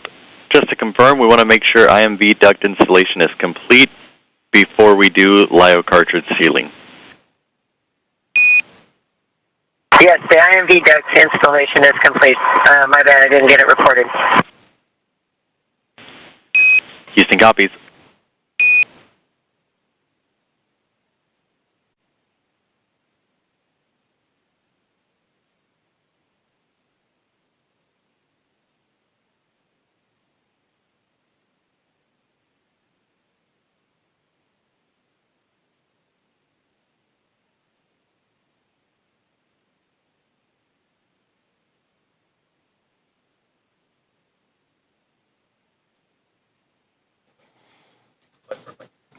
Now we switch views from pretty much the point of view of what the astronauts have been looking at from what we have seen. They were looking up, and this is the shot up into that Node 2 Zenith hatchway of the Harmony module. That is Nicole Ayers, NASA astronaut, just on the other side of that APAS hatchway, working with the Axiom Mission 4 crew.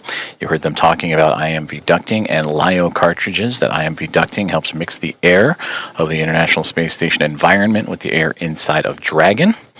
And then also looking to seal up some of those lithium hydroxide cartridges that are used to scrub carbon dioxide from the air in the spacecraft on their journey to the International Space Station. And that journey started yesterday morning, 1:31 a.m. Central Time, 2:31 a.m. Eastern, as they would launch on the SpaceX Dragon, newly named Grace spacecraft, on a Falcon 9 rocket from Launch Pad 39A at NASA's Kennedy Space Center, and would chase down the International Space Station earlier this morning at 5:31, nearly 2 hours ago, 5:31 a.m. Central, 6:31 a.m. Eastern, a little bit more of a day's transit. Houston and SpaceX Dragon arrival configuration is complete.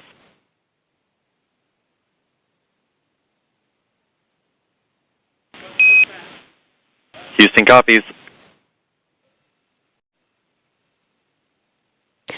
SpaceX copies.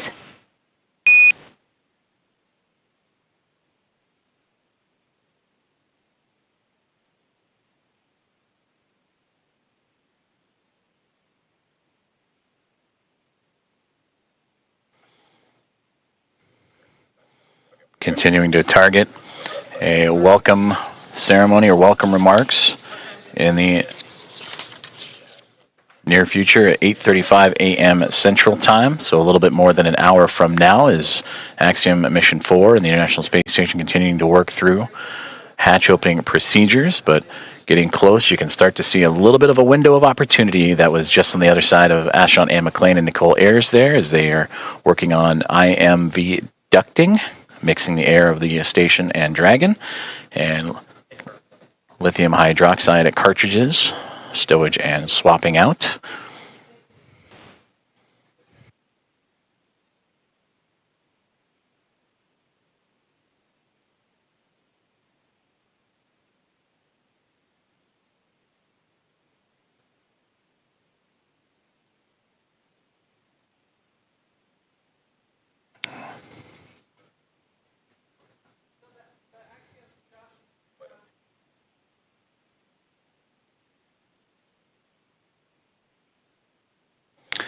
So Ann McLean and Nicole Ayers are starting to clear out the hatchway, and we are going to see the first views of Axiom Mission 4. Commander Peggy Whitson, the first one across the A-Pass hatch, receiving great big hugs from Nicole Ayers and the Expedition 73 crew. Axiom Mission 4, welcome aboard the International Space Station. Pilot Shubhanshu Shukla is the next one to come across, representing ISRO. It is his first space flight for Peggy Whitson, her return to the International Space Station on her 5th flight, second as a member of Axiom Space.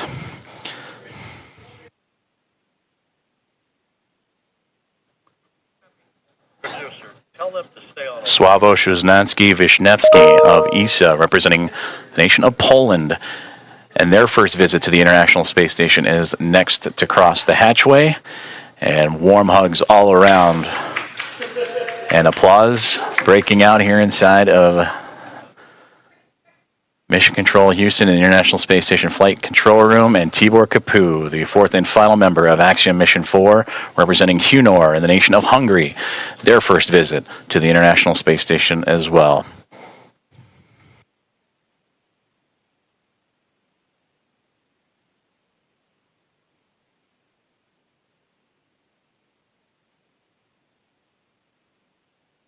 Great big hugs and handshakes across all members of Expedition 73 and Axiom Mission 4's Ann McLean and Nicole Ayers of NASA, along with Johnny Kim, Kirill Peskov, Sergei Ryzhikov, and Alexei Zabritsky of Roscosmos, and Takuya Onishi, commander of Expedition 73 and of JAXA, with handshakes and hugs for Peggy Whitson, Shubhanshu Shukla, Sławomir Wisniewski, and Tibor Kapu. And with their arrival to the International Space Station, that now makes 288 visitors to the orbiting laboratory.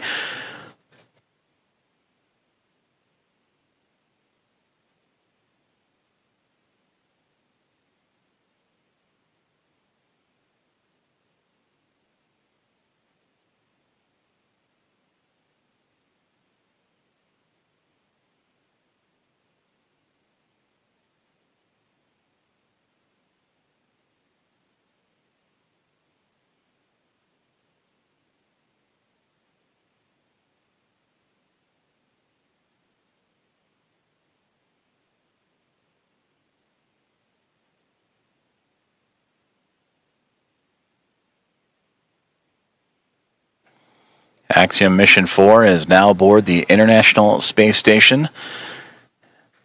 Commander Peggy Whitson in her return to the orbiting laboratory, her 5th flight. 3 is a member of NASA, and her 2nd as commander of Axiom and Axiom Space private astronaut mission, commander of Axiom 2 and here of Axiom 4. Regaling the crew with smiles and stories. To her left, or our left from her viewpoint to her right, Sławomir Wisniewski of ESA, Shubhanshu Shukla to her left of ISRO, and Tibor Kapu on that far right-hand side of our viewpoint.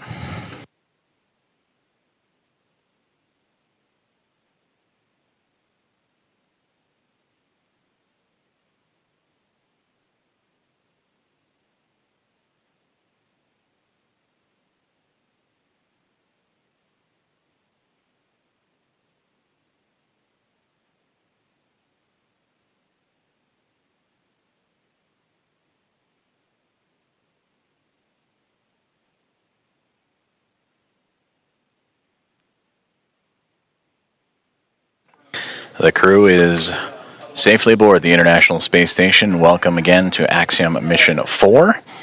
And we are continuing to target a formal welcome remark from the crew and being joined by the Expedition 73 team as well. That'll be at approximately 8:35 a.m. Central Time. And from there, they will receive a safety briefing and begin their approximately 2-week mission aboard the International Space Station, in which they will participate in around 60 research investigations representing 31 countries, with more than 24 of those experiments sponsored by the ISS National Lab.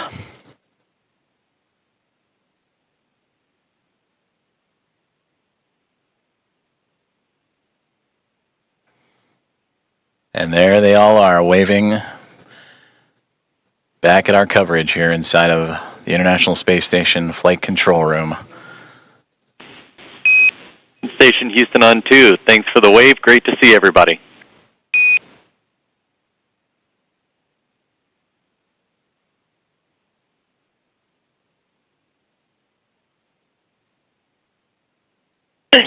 Houston Station, we're happy to be here. It's so great to be here finally. It was a long quarantine.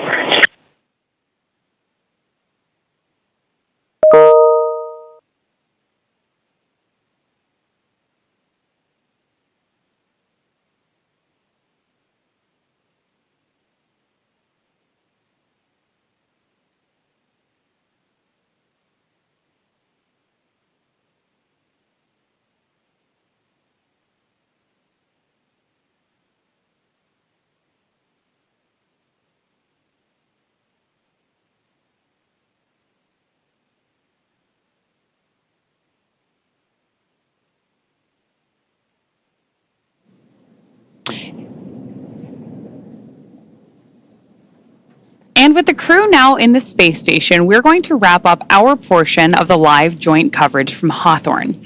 It's been an honor to support Axiom Mission 4 thus far, and we wish the crew a successful time on the space station. We're, of course, also looking forward to joining AX4 again when it's time to return home.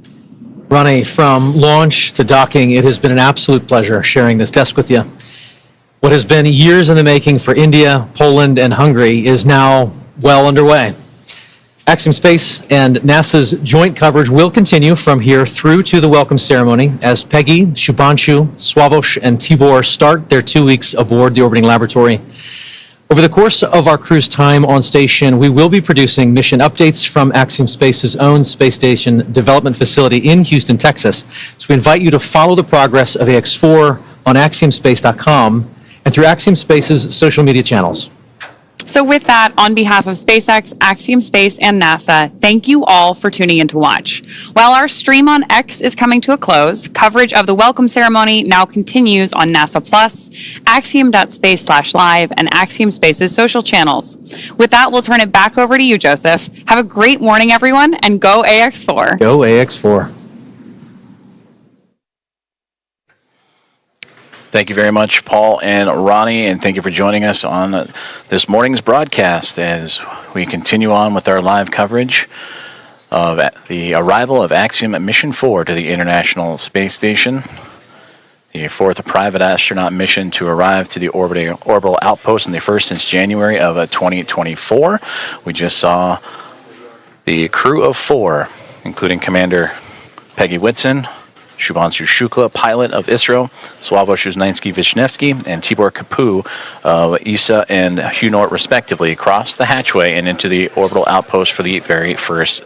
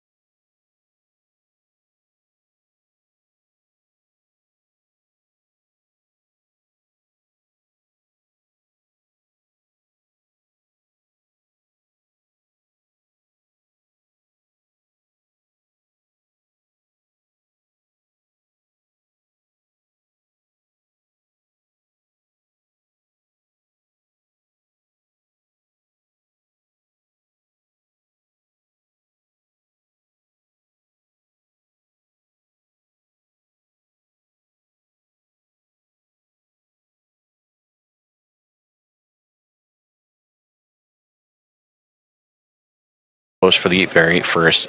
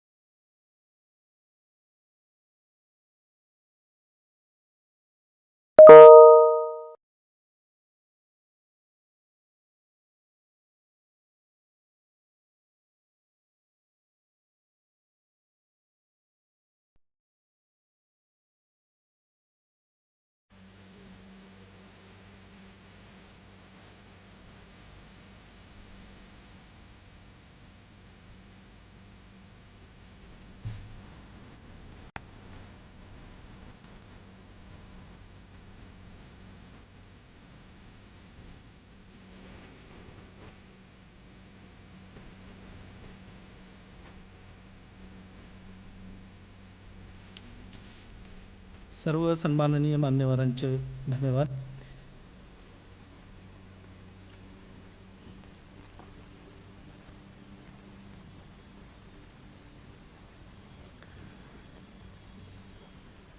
आजच्या कार्यक्रमाचे अध्यक्ष माननीय doctor प्रकाश Pawar sir यांचे स्वागत करण्याची विनंती मी आदरणीय Jaysingrao Pawar sir यांना विनंती करतो की त्यांनी पुस्तक देऊन आजच्या कार्यक्रमाचे अध्यक्ष प्रकाश पवार सर यांचं स्वागत करावं.